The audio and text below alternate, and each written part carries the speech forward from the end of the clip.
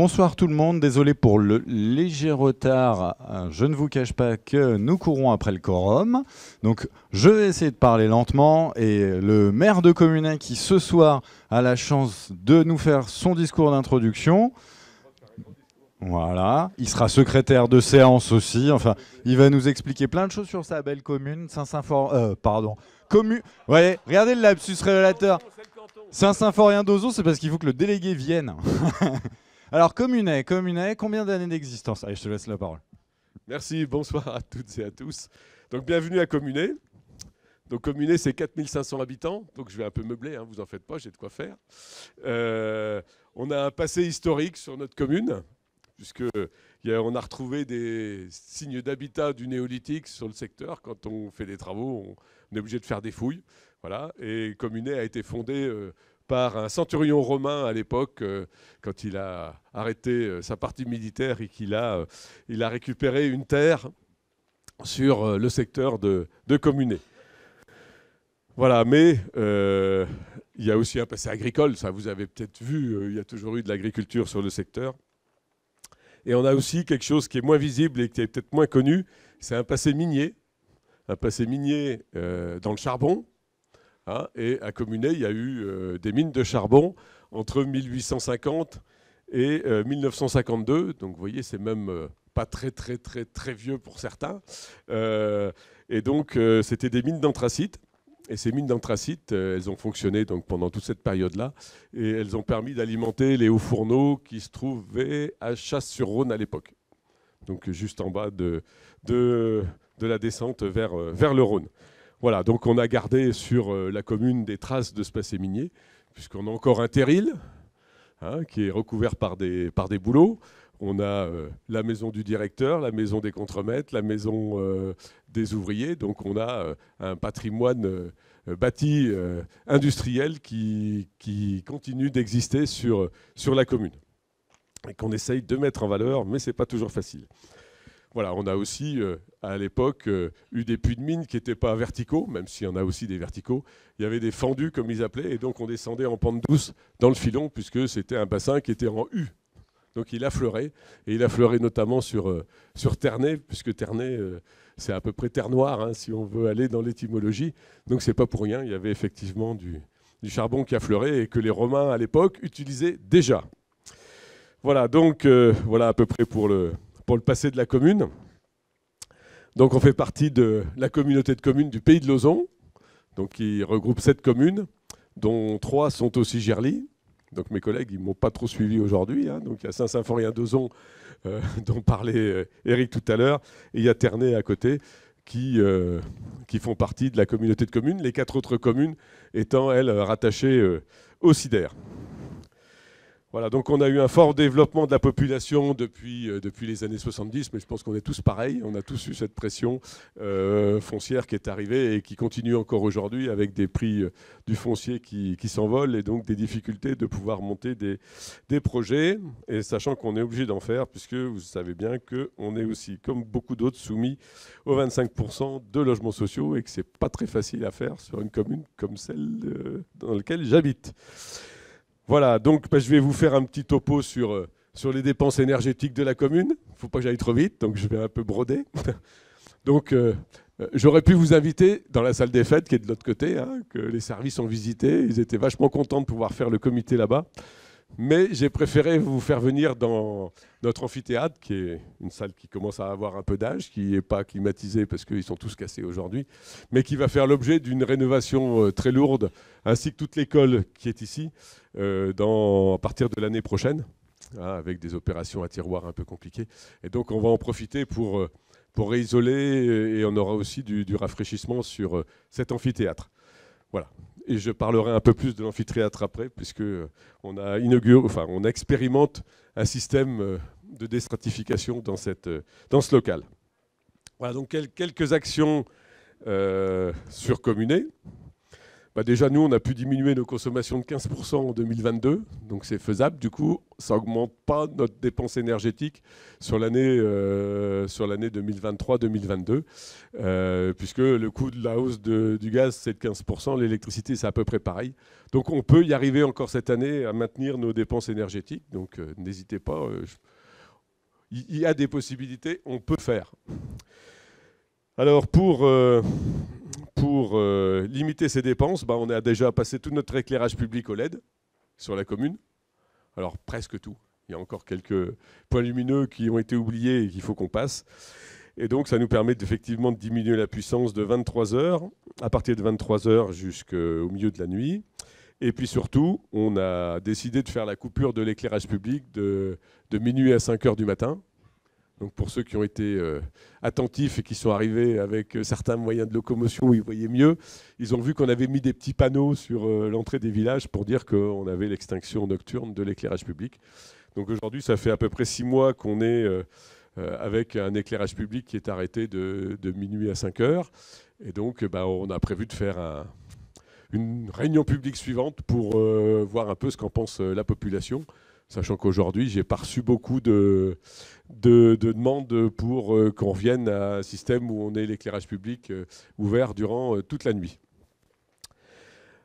Donc on a déjà commencé à rénover une première école, donc pas celle-là, mais une autre école.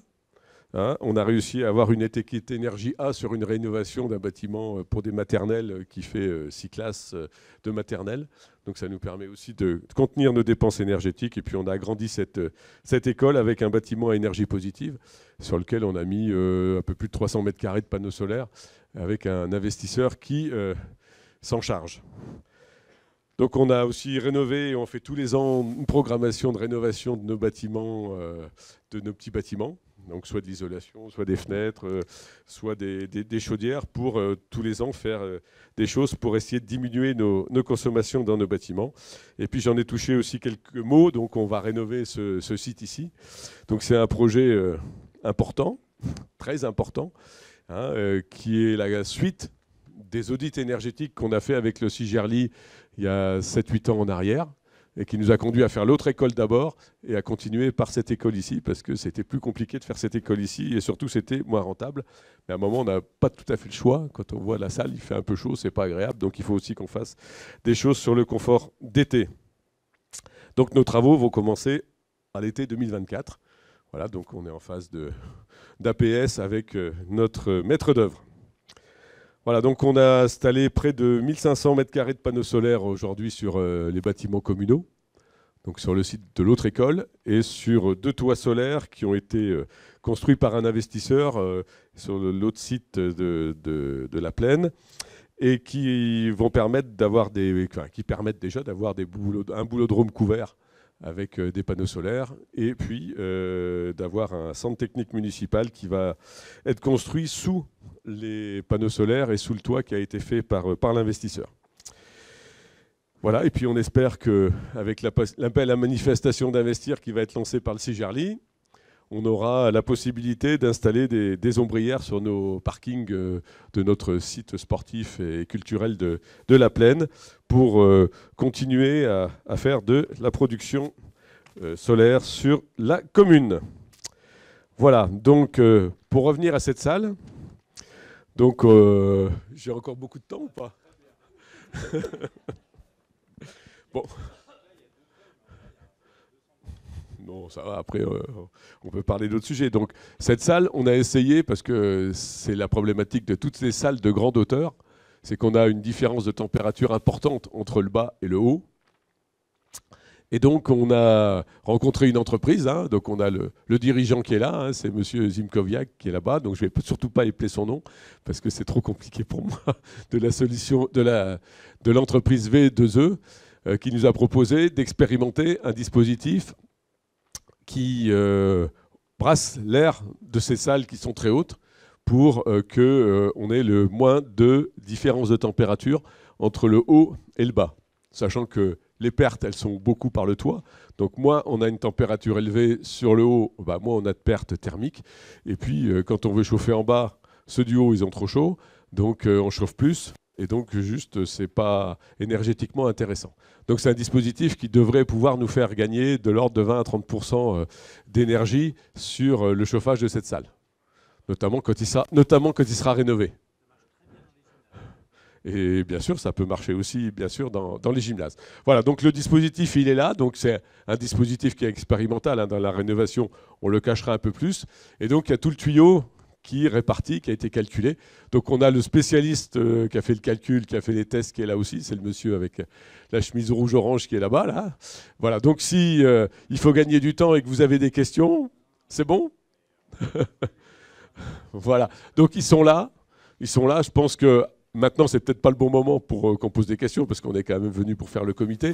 Mais je pense qu'à la fin, si vous êtes intéressé, ils peuvent tout à fait vous expliquer, vous donner quelques informations et voir avec vous si ça peut vous intéresser aussi, soit pour des gymnases, comme le disait Pierre-Alain, soit pour des salles des fêtes ou des salles avec des amphithéâtres comme ici, qui sont très énergétivores du fait de la configuration et surtout de la hauteur de plafond.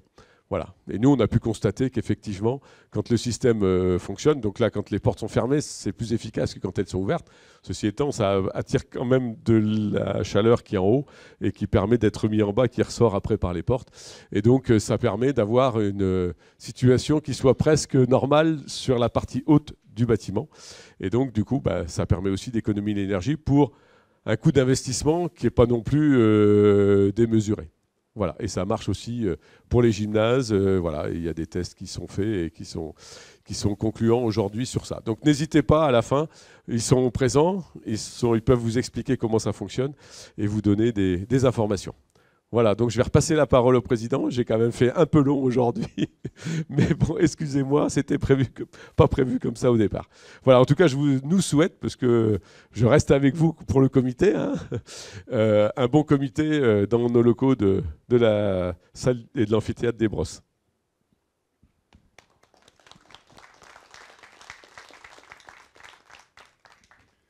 Merci beaucoup, monsieur le maire, cher Jean-Philippe, pour cette introduction et cette improvisation sur une partie de la présentation. Du coup, moi, je vous remercie toutes et tous d'être présents, parce que comme j'ai dit tout à l'heure, on va avoir un petit léger problème de quorum qui soit va me faire parler extrêmement lentement, soit je vais broder un petit peu. Mais non, en vrai, on devrait y arriver. Avant de vraiment rentrer dans le vif du sujet, je voulais vous apporter quelques petits éléments en préambule. Hein. Il y a peu de délibérations ce soir, mais il y a des sujets qui sont assez importants, notamment sur les questions ressources humaines qui avaient suscité questions et débats lors du précédent comité du CIGERLI. J'y reviendrai au moment du procès verbal où j'aurai un certain nombre de précisions à vous apporter. J'excuse notre collègue vice-présidente Vinciane Brunel-Vieira qui ne peut pas être là ce soir pour des raisons personnelles, et on pense fort à elle, les membres du bureau. Je voulais vous faire un petit point, notamment sur les prix de l'énergie, parce que pendant très longtemps, en comité, en 2022, vous m'avez entendu dire les prix montent, l'année prochaine sera difficile, ce sera compliqué, etc. etc.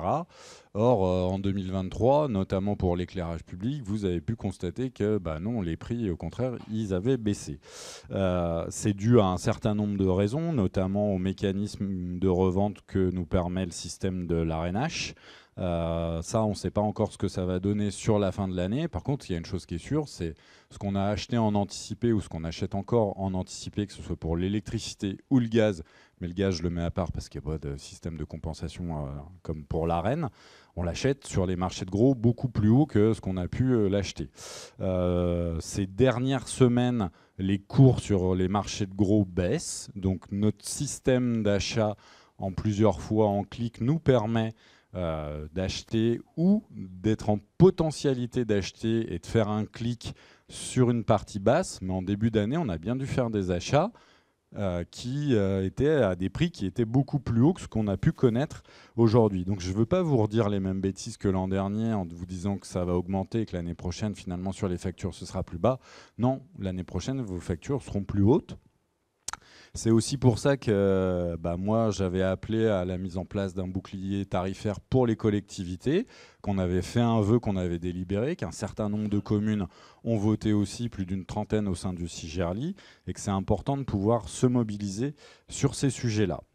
Donc, pour nous, c'est très important, mais je veux que vous ayez en tête quand même que la surprise qu'on a eue sur 2023, sur 2024, on ne l'aura pas, même si, par exemple, sur les prix du gaz, ils baissent actuellement. Je ne sais pas ce que donnera la deuxième partie de l'année, les stocks étant assez hauts, et on ne sait pas ce que les conflits géopolitiques au côté Europe de l'Est donnera. Je voulais aussi, en lien un petit peu avec ce qu'on aura ce soir en termes de délibération, et puis des actualités toutes récentes, je crois qu'il y a eu une présentation de RTE, ou en tout cas des articles de RTE sur l'avenir énergétique de notre pays, où on parle fortement de la décarbonation et du coup fortement de l'électrification du pays, où là pareil, je ne m'amuserai pas à épeler le nom du président du directoire de RTE parce que je n'y arriverai pas, mais il alerte quand même sur la capacité à faire dans notre pays en termes à la fois de production d'électricité, mais aussi de sobriété et d'efficacité, que si on n'utilise pas toutes les briques, nous n'y arriverons pas. Alors il y a un certain nombre de sujets qui ne sont pas à la main des collectivités, et pourtant ce soir on aura l'occasion de voter l'appel à une manifestation d'intérêt sur le photovoltaïque, donc que nous aussi on puisse participer à cet effort de production d'énergie. Mais pas que sur ça, parce qu'au sein du CIGERLI, on fait aussi de l'efficacité énergétique, que ça soit sur la rénovation du parc d'éclairage public, quand Jean-Philippe précise qu'il est passé en 100% LED, qu'on fait de plus en plus de PPI, j'y reviendrai tout à l'heure sur le changement de parc, que sur l'efficacité énergétique, on a lancé le programme Bâti Plus lors du dernier comité, et qu'on souhaite accompagner la rénovation énergétique en lien avec les objectifs de décret tertiaire. Mais aussi, on fait de la sobriété énergétique avec les fameux schémas de directeur d'aménagement lumière. On fait aussi de la sobriété. On a pris une jeune stagiaire de l'école centrale de Lyon pour travailler le sujet effacement et qui a réussi à déjà nous faire un certain nombre de choses. Donc on verra comment on peut traiter ce sujet-là, mais comment on peut aussi avoir cette gestion différenciée du besoin en énergie et de la consommation.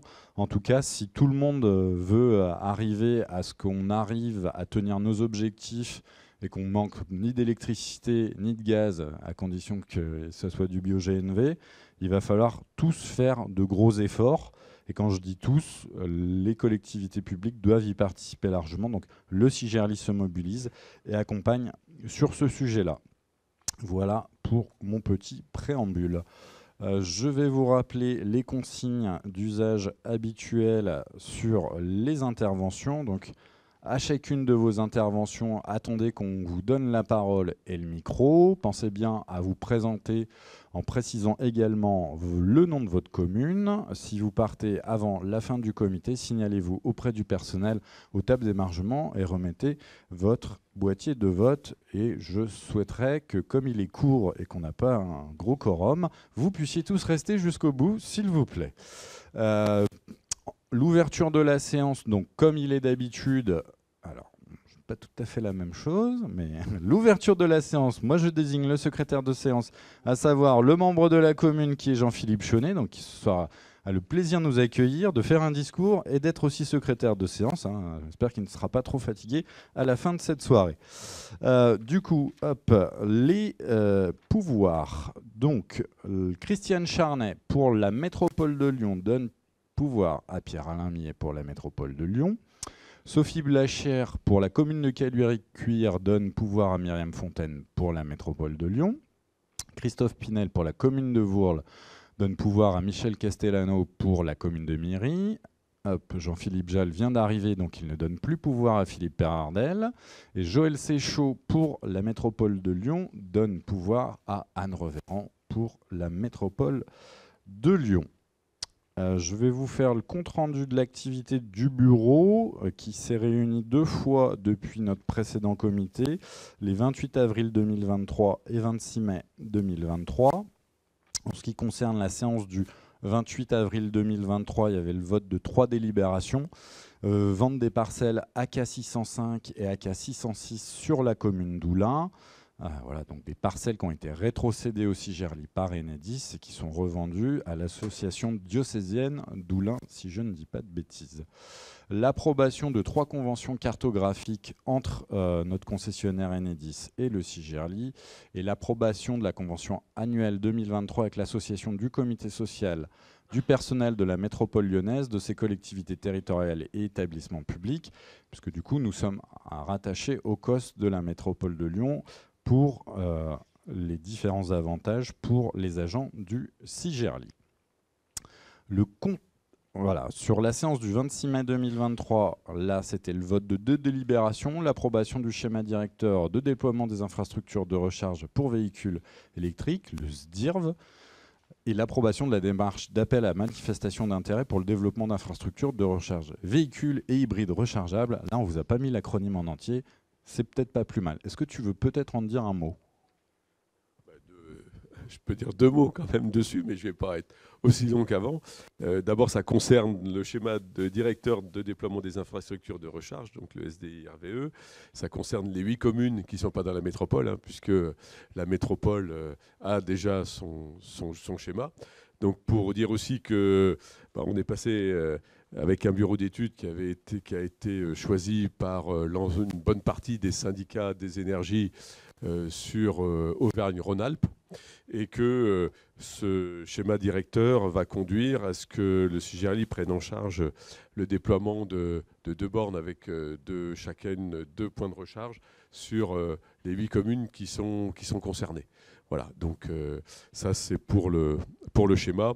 Et puis bien sûr, la deuxième partie, c'est pour rechercher un investisseur qui installerait ces bornes sur les 8 communes pour éviter que le Cigerli n'ait besoin de financer la totalité de cet investissement.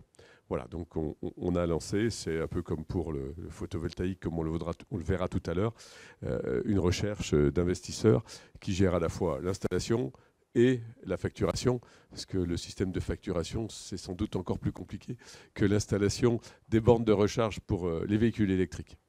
Voilà, en quelques mots, quelques compléments sur ces 2 délibérations qu'on a votées au bureau. Merci, monsieur le vice-président, et je te remercie pour ton engagement sur ce sujet-là. Maintenant, on passe au compte-rendu de l'activité de moi-même, le président, à savoir que le 24 mars, nous avons eu une rencontre en mairie de Polémieux au Mont-d'Or avec madame la maire et ses adjoints, et en mairie de Montanet avec monsieur le maire Gilbert Suchet, ici présent. Intéressant de comparer 2 territoires qui ne sont pas loin l'un des autres, qui sont des petites communes et pour lesquelles tout l'intérêt d'un syndicat intercommunal qui, pour ces communes-là, peut amener de l'ingénierie technique et des solutions.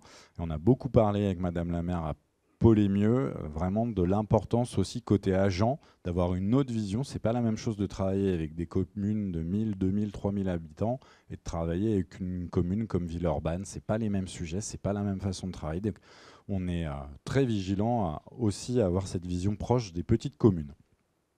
Le 29 mars, c'était un rendez-vous en mairie de Mercy-l'Étoile et je remercie Loïc Commun de nous avoir reçus ce jour-là. Le 7 avril, nous avons eu des rendez-vous avec Gilles Delat de l'entreprise ADG Énergie et du groupement Colas Quaro ADG. Alors, je réexplique ce sujet-là pour les délégués qui n'étaient pas là.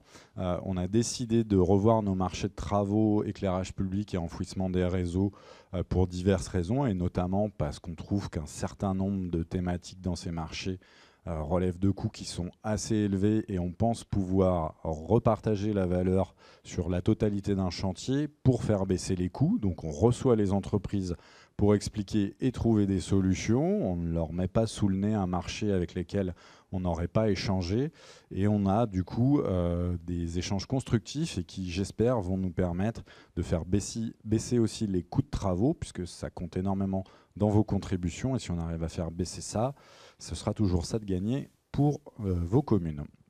Le 28 avril, nous avions un bureau décisionnel et politique avec notamment la présentation par Enedis et par GRDF de leur programme travaux 2023. Alors, je pense parler au nom du bureau, mais on a été rassuré sur les niveaux d'investissement qui seront réalisés sur le territoire du Sigerli en 2023. On avait notamment des inquiétudes parce que sur le territoire métropolitain, on a les chantiers de dévoiement de réseau pour les trams du Citral qui sont en cours, et on pouvait peut-être avoir de mauvaises surprises avec des travaux et du financement de travaux qui soient uniquement sur ces dévoiements de réseau, et que pendant ce temps-là, il n'y ait pas d'investissement sur la modernisation du réseau. Et Enedis et GRDF nous ont bien présenté un programme de travaux avec aussi des millions d'euros sur la modernisation des réseaux. Donc on est plutôt satisfait que les concessionnaires aient écouté nos besoins. Ensuite, le 3 mai, un rendez-vous avec l'entreprise Suez, représentée par Pierre Thibault. Donc là, c'était plutôt sur la partie bâtiment, si je ne dis pas de bêtises. Le 4 mai, un déjeuner de travail avec 2 représentants de notre fédération à la FNCCR et la signature de la convention LUMACT. Alors vous savez, ça fait partie des fameux appels à manifestation d'intérêt actés dont on a été régulièrement lauréat. Celui-là, c'est sur la thématique éclairage public, et c'est notamment le financement des SDAL, donc des fameux schémas directeurs d'aménagement lumière, pour lequel on travaille en collaboration avec le CEREMA et pour lequel on vous proposera une présentation lors d'un prochain comité de la démarche et de la méthodologie qu'on a eu entre le Sigerli et le CEREMA pour réaliser ces schéma directeur d'aménagement lumière, donc pour lequel on bénéficie de subventions de la part de la fédération. L'après-midi, j'ai pu aussi intervenir à une table ronde de l'IAE Lyon 3, parce qu'à Lyon 3, on a une licence professionnelle autour de l'éclairage public, et on avait accueilli un alternant l'année dernière sur ce sujet-là. Donc on a été invité par la personne qui s'occupe de ça, où j'ai pu participer à une table ronde sur quelle lumière pour l'espace public en 2030. Voilà, donc c'était constitué de professionnels mais aussi d'étudiants. C'était aussi intéressant de discuter avec des jeunes qui rentrent sur le marché du travail. Le 5 mai, rendez-vous en mairie de Collonges-au-Mont-d'Or pour discuter avec monsieur le maire de différents travaux et de la vie du Sigerli. Le 12 mai, nous avions une journée jumelage Bapora avec le syndicat de Haute-Savoie, le CIAN, et avec le syndicat de la Vienne, qu'on avait été rencontrés, nous, l'an dernier, au mois de juillet et au mois d'octobre. La suite, le 15 mai, un conseil d'administration de l'ALEC Lyon, donc avec le président de l'ALEC ici présent, Philippe Guelpa-Bonaro, et une vice-présidente, Corinne Subaille, mais aussi avec Anne Reverand. Voilà. Une commission générale avec la mairie de Mairie le soir pour parler de l'éclairage public. Et je ne vois plus Michel, Michel est là, où on a pu présenter les compétences du Sigerli sur l'éclairage public. Et les élus de Mairie ont voté en conseil municipal du 26 mai la délibération qui délègue la compétence d'éclairage public de Mairie au Sigerli. Donc c'est une commune de plus qui nous fait confiance, et on est très content de pouvoir travailler avec Mairie lors des prochaines années. Michel, je ne sais pas si tu veux dire quelque chose ? Très bien, merci Michel. Rendez-vous le 17 mai à la mairie de Rochetailly-sur-Saône avec monsieur Vergia et monsieur Vatone. Le 24 et 25 mai, participation aux Assises de l'énergie à Bordeaux. Le 28 mai, la commission générale du Sigerli préparatoire à ce comité, ainsi que le bureau décisionnel et politique avec présentation du projet de territorialisation que l'on vous présentera aussi lors d'un prochain comité. On passe ensuite au compte-rendu des décisions du président. Donc la notification de 12 marchés subséquents passés sur le fondement de l'accord cadre numéro 19.04 pour des missions de maîtrise d'œuvre partielle relatives à des travaux réseau et éclairage public.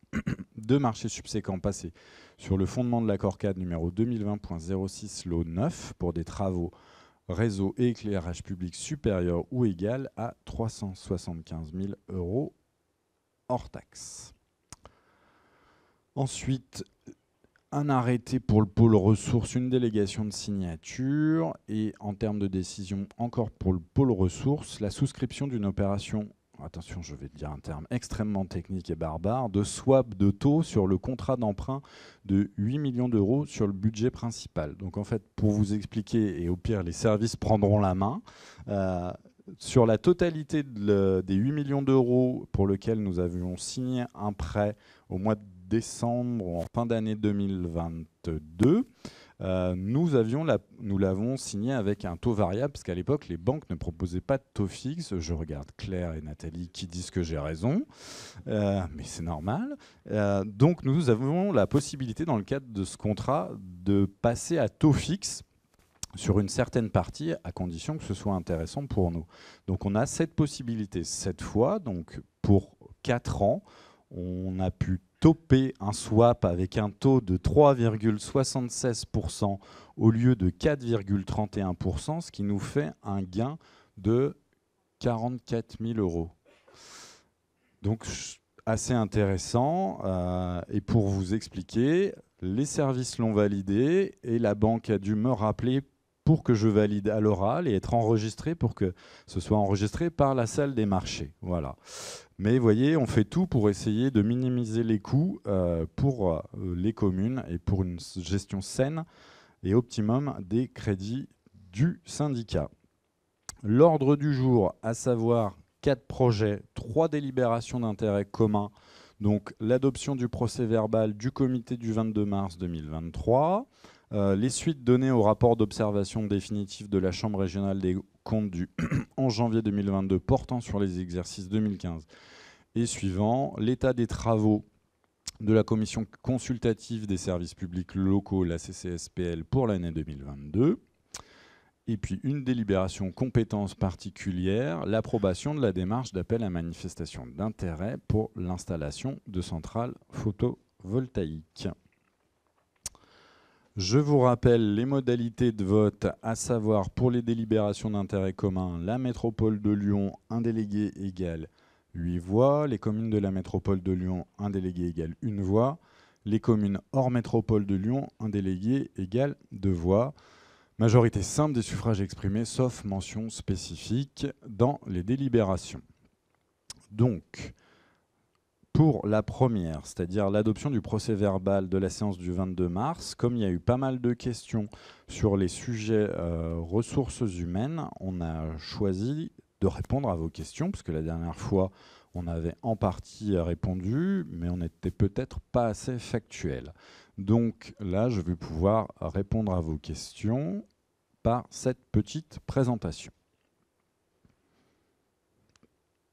Donc l'évolution du CIGERLI, ça vous le savez, on mène sous la conduite de notre vice-présidente Vinciane Brunel-Vieira et de notre directrice des ressources Claire Topneau et de notre directrice des ressources humaines Delphine Guicher, une politique de ressources ambitieuse pour faire face à un nombre croissant d'adhérents et répondre aux demandes d'expertise de manière efficace et proactive dans un contexte en mutation, donc pour rendre aussi service aux communes qui ont de gros besoins. L'accroissement des membres, il y a aussi une hausse RH qui est en partie externalisée. La hausse des demandes profil de niche RH CIGERLI, c'est-à-dire qu'on a quand même des postes qu'on ouvre chaque année, mais il n'est pas toujours facile de recruter. Et nous sommes en forte concurrence avec le privé, clairement. Une offre personnalisée et performante, répondre aux enjeux de transition énergétique, économie et subventions dans le budget des membres, mais ça je vous apprends rien, on travaille au quotidien pour ça et vous comptez sur nous. La création du service CEP qui date de 2007-2008 et puis l'évolution de l'offre EP-DCR et gestion du patrimoine.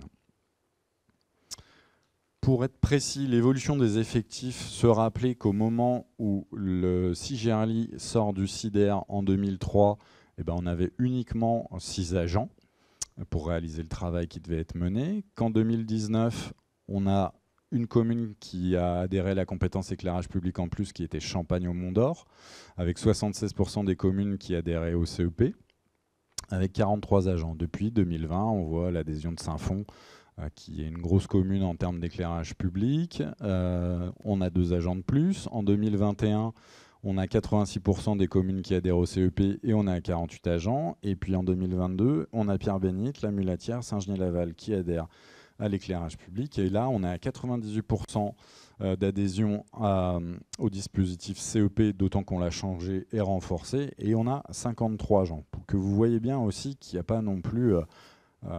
on ne devient pas une armée mexicaine et on essaye de gérer au mieux les demandes qui viennent de la part des communes. On peut rester à effectif constant, Mais on peut aussi considérer que ça devient compliqué pour tout le monde de travailler. Et je peux vous assurer que les agents du CIGERLI qui sont là ce soir, ils ne chôment pas. Vraiment. Donc du coup, l'évolution des effectifs en 2022, pour que vous voyez le détail de la totalité du nombre d'agents. Donc il y a la direction générale, la direction transition énergétique, la direction ressources, communication et le reste des effectifs. Qu'on a eu 5 créations de postes, un chargé de financement, Max Senange qui se mobilise notamment sur les différents appels à manifestation d'intérêt, donc qui nous permettent de faire rentrer de l'argent, et notamment dans les AMI actés qui nous permettent de financer des postes, donc ça c'est important. Un juriste parce qu'on avait besoin d'une personne, un technicien de maintenance parce que comme il a été choisi de s'organiser, les techniciens de secteur ne travaillaient plus la maintenance. Alors c'est quand même dommage parce que si on change les points, mais que le reste des points qui n'ont pas été changés ne fonctionnent pas et que personne s'en occupe, ça sera quand même problématique. Un agent comptable parce qu'on manquait d'effectifs à ce niveau-là, et un responsable travaux sur l'éclairage public et la dissimulation des réseaux. L'évolution des effectifs sur le budget RH 2023, qui représente 6,71% des dépenses de fonctionnement qui sont estimées à 50,8 millions d'euros. On a un budget de 3 412 000 pour le BP 2023, donc pour ces 53 agents. Après, sur la slide suivante, il y a une répartition de l'analyse de l'évolution de la masse salariale sur le budget primitif 2023. Alors vous voyez que d'abord, il y a des choses, il y a des évolutions comme les indices et les grilles qui relèvent d'évolutions statutaires, comme vous connaissez en commune. Il y a les évolutions de carrière qui sont là aussi des évolutions statutaires. On peut difficilement faire sans. Le recrutement qui correspond aux besoins et à la nécessité de réponse aux demandes des communes. Après, il y a les réserves sur les dépenses sociales. Donc là, je vais parler sous l'égide des services. On est bien d'accord que ça correspond notamment aux tickets restaurants, participation mutuelle, prévoyance, ainsi de suite.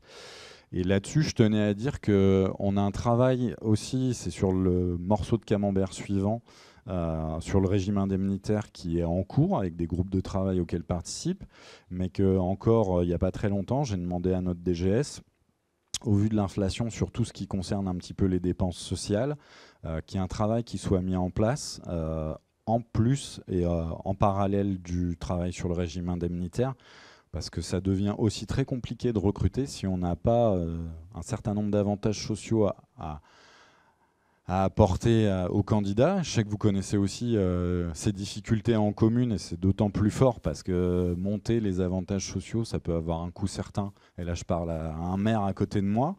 Voilà, mais qu'au vu de l'inflation et au vu d'augmentation des prix alimentaires, les tickets restaurants, ça devient un peu léger, suivant le montant. Chez nous, il n'est pas trop faible, mais il mériterait d'être augmenté. Et au vu des augmentations des mutuelles, on peut aussi se poser la question d'accompagner plus loin.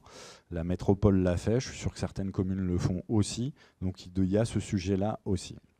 Et donc il y a le dernier morceau de camembert qui est l'enveloppe prévisionnelle pour le régime indemnitaire, mais qui du coup n'est pas encore travaillé et qui a fait aussi monter grandement le budget prévisionnel sur la masse salariale. On voit aussi qu'il y a un certain nombre de recrutements qui mettent plus de temps, donc entre le budget prévisionnel et la réalité de ce qu'on va payer sur l'année 2023, on ne sera peut-être pas complètement ça. Puis il y a des gens qui partent aussi chez nous, et on recrute des gens qui peuvent être, parfois ça arrive, moins chers que leurs prédécesseurs, et on va quand même pouvoir du coup un petit peu payer moins cher et gagner un petit peu sur cette évolution de masse salariale. Donc ce que je disais aussi, c'est que l'inflation qui est en cours nous impose en tout cas de réfléchir par rapport à nos agents et de ne pas les pénaliser en termes de hausse. Et donc moi j'attends aussi de savoir ce que vont donner les discussions, et je pense qu'en commune vous les attendez impatiemment, du ministre de la fonction publique et des différentes réunions pour savoir s'il y aura une augmentation du point d'indice. Et je voulais quand même rappeler que même si on est autour de 3 millions d'euros de masse salariale, si on mutualise ça sur les 66 communes, ça fait 45 000 euros, un poste que vous auriez à financer en commune, qui ferait à la fois l'éclairage public, de la dissimulation des réseaux, du conseil en énergie partagée, de l'ingénierie financière, l'achat d'énergie, le suivi des concessions, de la production d'énergie renouvelable, la sobriété, même si vos équipes l'ont fait et de manière transversale, et on les remercie. Des sujets un petit peu novateurs comme l'effacement. Sincèrement, à 45 000 €, une personne comme ça, si vous y arrivez, je vous paye un coup à boire. Il n'y a pas de souci là-dessus. Et je pense qu'à ce prix-là, c'est introuvable. Donc on se mobilise. Et je crois qu'il y a une dernière slide. Hop, sur l'évolution de la masse salariale selon les scénarios. L'idée chez nous, c'est pas de recruter chaque année 5 personnes et de faire augmenter la masse, parce que ça serait pas une gestion saine et ça serait pas bon. Mais au contraire d'avoir une évolution qui puisse être assez stabilisée et de manière assez linéaire. Après, je ne maîtrise pas les évolutions du point d'indice au fur et à mesure des années. Donc j'ai fini de vous présenter ça. Est-ce qu'il y a des questions sur ce sujet-là ou est-ce qu'il y a des questions sur le procès-verbal de la session précédente ?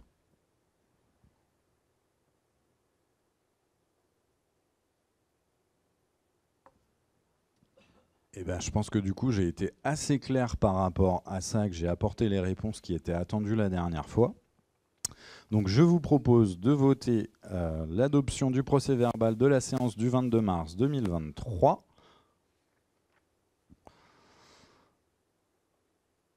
Le vote est ouvert.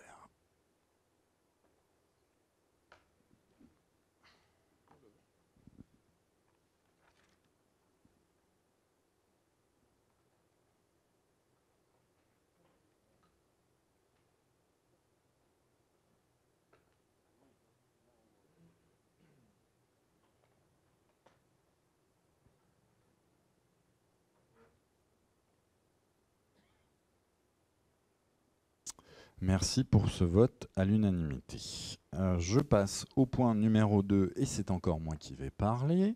Le rapport d'observation définitive de la Chambre régionale des comptes du 11 janvier 2022 portant sur les exercices 2015 et suivants. Nous avions donc eu un contrôle de la Chambre régionale à partir d'avril 2021 jusqu'à l'été 2021, si je ne dis pas de bêtises, qui avait fortement mobilisé les équipes, comme ça peut l'être lors d'un contrôle de la Chambre régionale des comptes.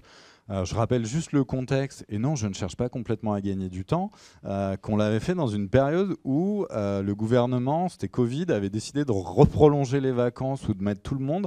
Donc on l'a fait dans un contexte un peu délicat, ce qui fait que ça a un peu duré dans le temps, que sur l'automne, on n'a pas eu une réponse très rapide non plus de la part de la Chambre. Et comme on a le droit à un rapport provisoire auquel on peut répondre, le rapport définitif n'a eu lieu qu'en janvier 2022.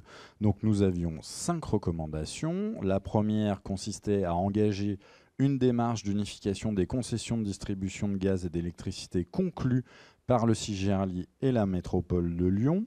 Alors sur ce sujet-là, nous avons des discussions avec la métropole, sujet que nous avions déjà des échanges avant même le contrôle de la Chambre. Là, actuellement, nous, on trouve qu'il y a un travail de qualité chacun de son côté, mais qu'il y a des synergies régulières côté service. Notamment, je vais évoquer la concession de gaz avec GRDF, puisque vous l'aviez, élu de l'époque, signé en 2020, avant qu'on se retrouve tous confinés à la maison, qu'il y a donc un PPI de 5 ans qui a été établi et pour lequel nous allons déjà avoir les résultats dès l'année prochaine et on va donc devoir travailler le prochain PPI. Et donc il y a déjà une réunion de Calais au mois de juillet entre services et élus du CIGERLI et de la métropole sur ce sujet-là. Voilà pour cette recommandation numéro 1. La recommandation numéro 2, c'est mettre en place une comptabilité analytique des charges et des produits par compétence. C'est une demande régulière de la Chambre pour toutes les collectivités. Donc chez nous, le travail, il est en cours.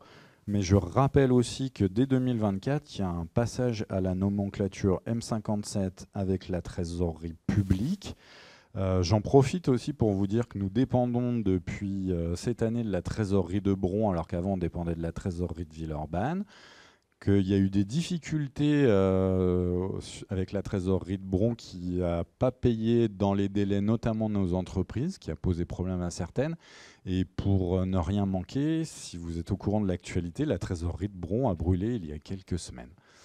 Voilà, donc c'est un petit peu compliqué. Mais au-delà de ça, la recommandation numéro 2 est en cours et nous permettra aussi de mieux appréhender les coûts et les tarifs prix du CIGERLI. La recommandation numéro 3, là, c'est mettre en place un budget annexe, comme on l'a pour les ENR au CIGERLI, pour les activités, cette fois, de conseil en énergie partagée, afin d'assurer que le syndicat ne les finance pas avec des ressources qui proviennent de ses autres activités, s'il était amené à proposer ce type de prestations à d'autres activités que ses adhérents. Donc en gros, la Chambre souhaite qu'on vous facture la totalité des activités du conseil en énergie partagée sans utiliser d'autres ressources.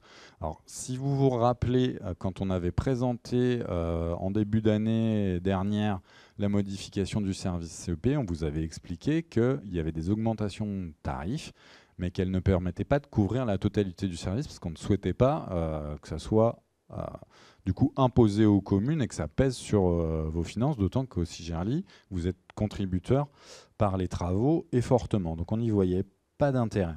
Et surtout, nous, on considère que ce n'est pas nécessaire parce qu'il y a un article du Code général des collectivités territoriales confère aux syndicats, en tant qu'autorité organisatrice de la distribution d'énergie, que ce soit pour l'électricité ou le gaz, et donc à ce titre, à financer tout ce qui concerne la rénovation et l'efficacité énergétique par des recettes provenant de la concession.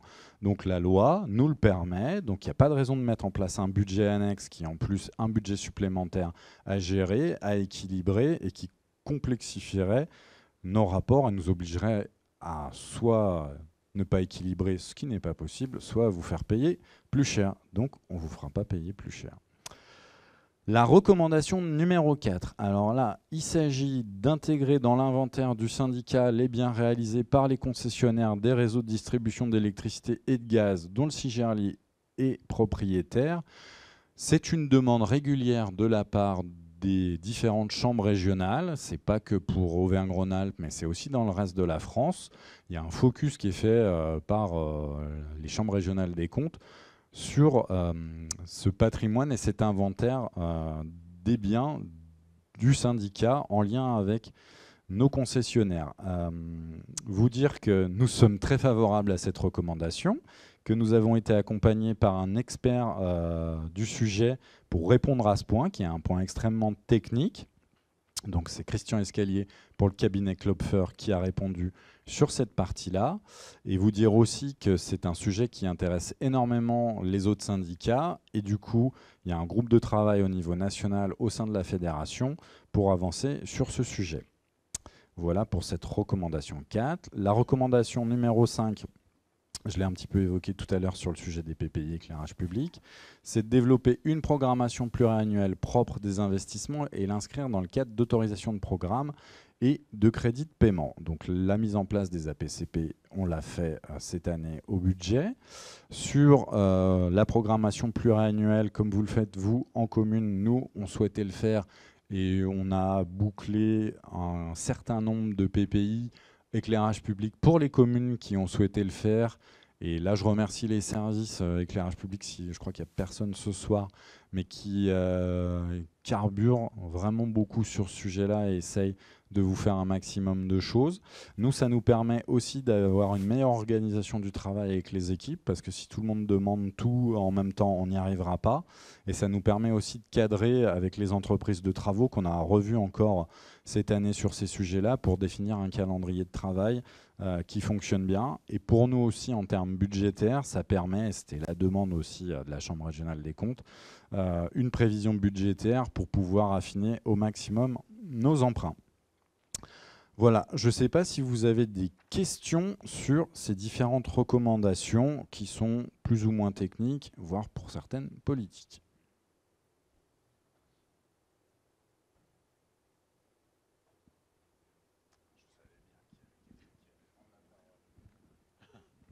Non, mais quand même, on peut quand même se faire un commentaire entre nous, la Chambre n'étant pas là, les juges de la Chambre étant là. Il y a quand même quelque chose. La Cour des comptes, les chambres régionales des comptes ont pour première mission de contrôler le bon usage de l'argent public. C'est d'abord de chasser les fraudes éventuelles, hein, les infractions éventuelles dans l'usage de l'argent public, et puis plus généralement de vérifier le bon usage, c'est-à-dire que l'argent public soit bien utilisé pour les objectifs qui ne sont pas définis par la Cour des comptes, mais qui sont définis par les instances délibératives, qui délibèrent pour définir les objectifs. Alors il faudra bien qu'on m'explique quand même en quoi le fait d'aller vers une démarche d'unification des concessions de distribution a un rapport avec les missions de la Cour des comptes. Moi, j'avoue que je ne comprends pas.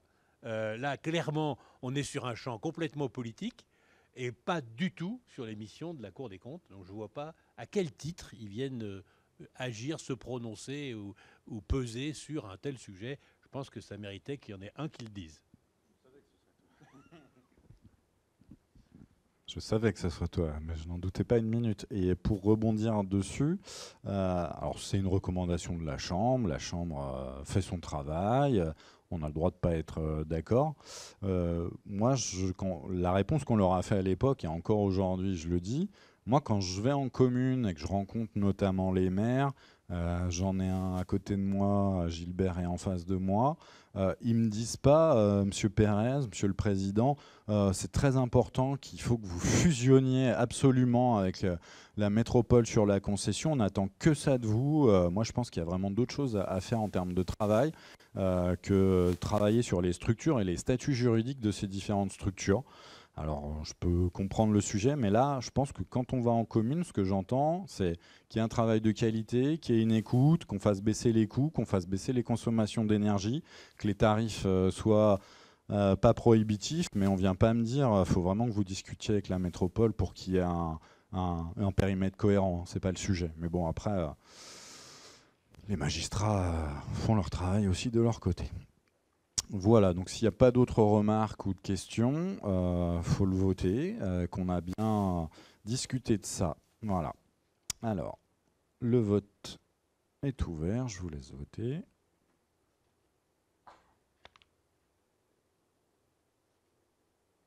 Ça marche.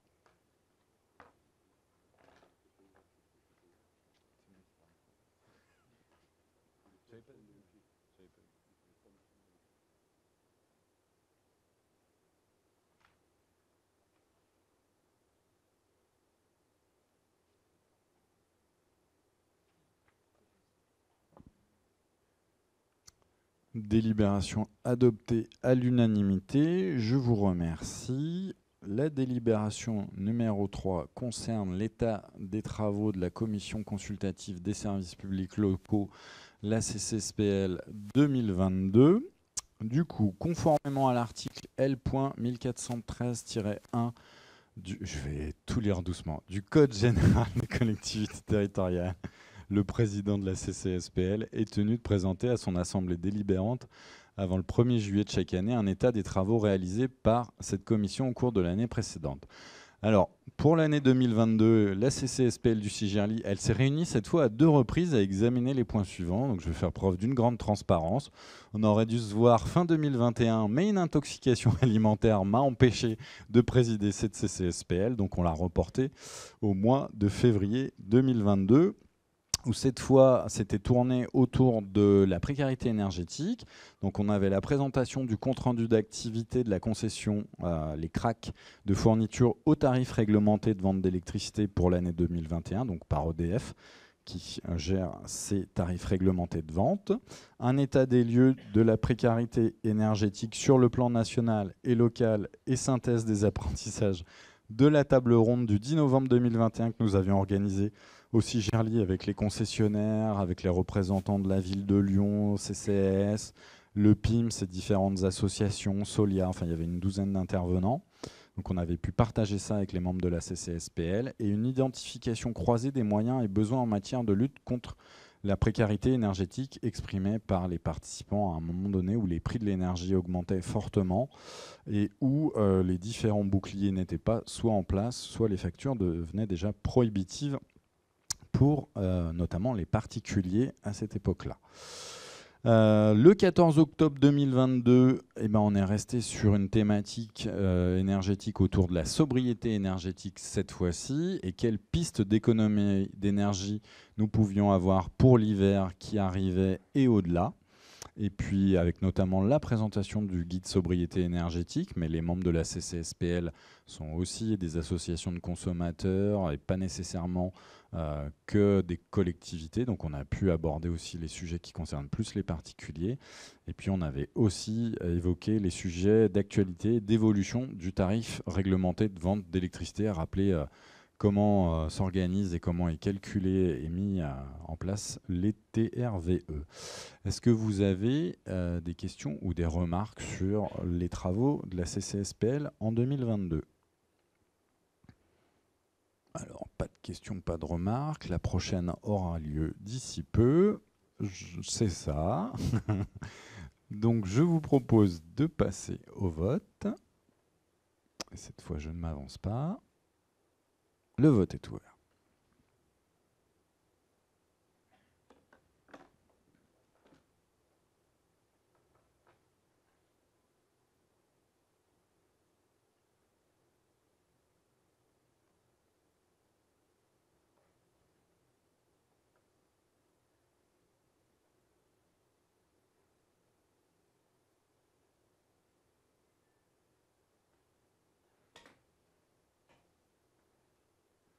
Délibération adoptée à l'unanimité. Je vous remercie.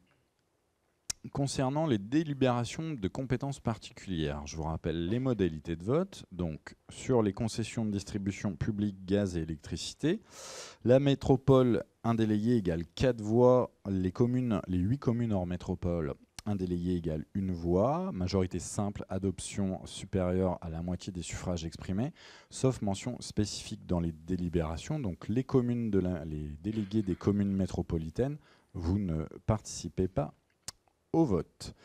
Donc, je me permets de le rappeler, c'est les conseillers métropolitains qui les représentent dans ce cadre-là. Donc du coup, je laisse la parole à notre vice-président Philippe Guelpa-Bonaro sur l'approbation de la démarche AMI sur l'installation des centrales photovoltaïques. Merci Président, bonsoir à toutes et à tous. Donc j'ai le plaisir de présenter cette délibération sur cet appel à manifestation d'intérêt pour développer du photovoltaïque sur les patrimoines des communes du Sigerli. On va commencer par une petite vue globale du sommaire de cette présentation. Alors il faut aller en avant, voilà. Donc je vais rapidement vous présenter un peu le contexte et les objectifs et les intérêts notamment pour les communes, pour vous. Et ensuite, je passerai la main à Amandine Bergeron, donc chargée de développement ENR du Sigerli, si sa voix lui permet. Et sinon, à Agnès Séné aussi pour prendre le relais. Mais avec le micro, ça fait des choses formidables. Vous verrez, Amandine. Donc, ouais, rapidement, quelques éléments de contexte, et notamment en termes de scénarios prospectifs nationaux. Vous avez eu les présentations dans les mois précédents des scénarios RTE et des scénarios Négawatt, donc j'ai repris un peu les synthèses, donc si on peut avancer sur la slide. Voilà, merci beaucoup. Donc de développement du photovoltaïque dans ces différents scénarios. Et vous voyez que que ce soit pour Négawatt qui vise une augmentation, une multiplication par 14 de la production photovoltaïque par an entre 2020 et 2050, ou que ce soit sur RTE dans les différents scénarios, et même les plus nucléarisés, il y a une augmentation massive de l'énergie photovoltaïque à opérer par l'ensemble des acteurs, évidemment. Et la Commission européenne a récemment pris des décisions qui vont fortement encourager et réglementer et inciter tous les territoires à avancer beaucoup plus vite. L'État vient de voter une loi d'accélération des ENR. La région va aussi prendre sa part et nous aussi, territoire, on doit prendre notre part dans la concrétisation de la production de ces projets de production d'ENR sur nos territoires.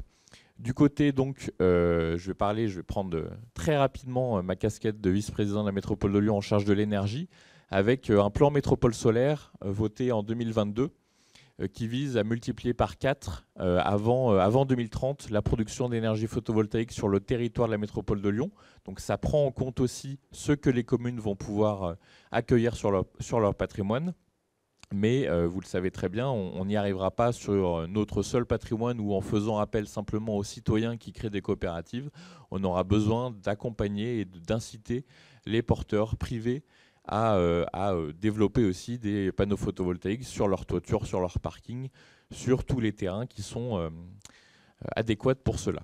Voilà un peu une remise dans le contexte au niveau global. Au niveau local, quand même, parler aussi du département du Rhône, qui a déjà lancé un AMI photovoltaïque avec une société de projet concernant une centaine de sites, avec là un angle très orienté puissance, donc avec des grandes centrales au sol, ce qui peut aussi poser des questions en termes d'artificialisation, voire de déforestation pour produire des énergies renouvelables, ce que nous, on ne souhaite pas.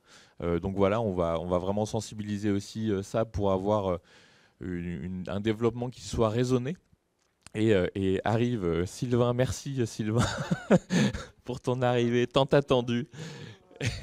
Monsieur Corom. Donc voilà, département du Rhône qui s'est engagé dans cette démarche. La métropole de Lyon, je vous en parlais tout à l'heure avec le plan métropole solaire voté en juin 2022 et juste quelques semaines avant un appel à manifestation d'intérêt pour le patrimoine métropolitain, donc 11 collèges et une chaufferie urbaine qui a trouvé des répondants, et on devrait avoir les panneaux photovoltaïques d'ici l'été 2024.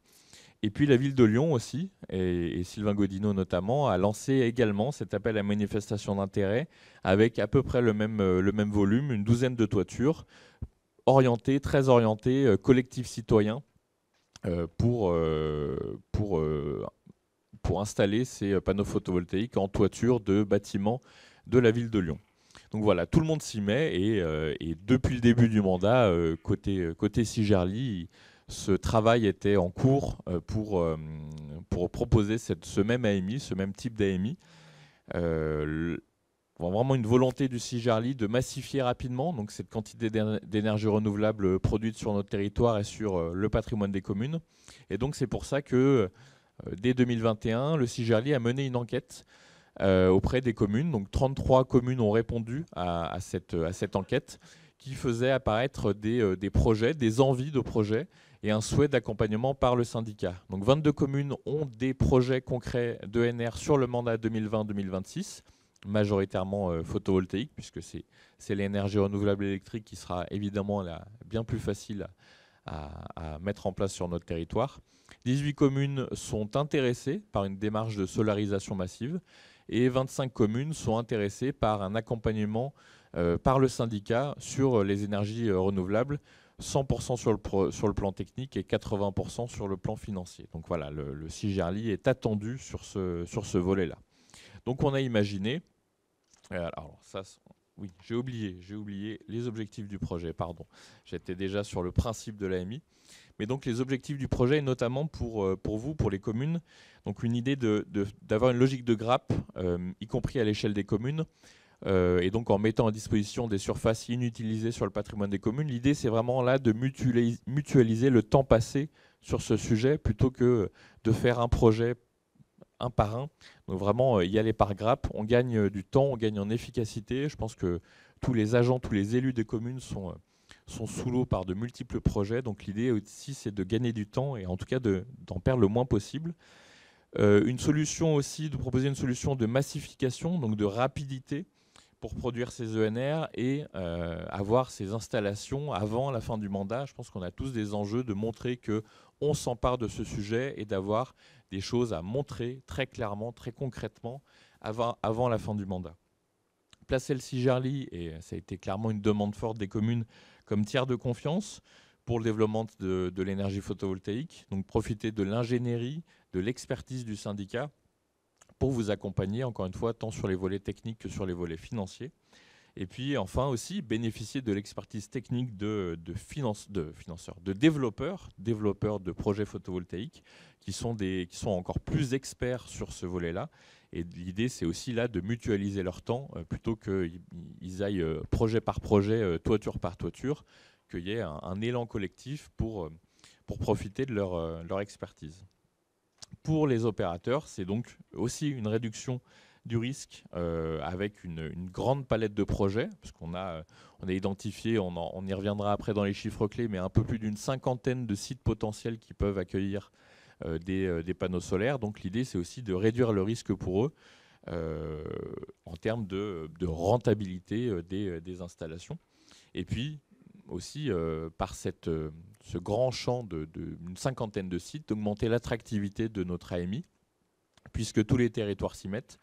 C'est aussi important qu'on ait un maximum de réponses et d'opérateurs qui s'intéressent à notre initiative pour avoir les meilleures propositions techniques, les meilleures propositions financières, les meilleures propositions en termes de responsabilité environnementale.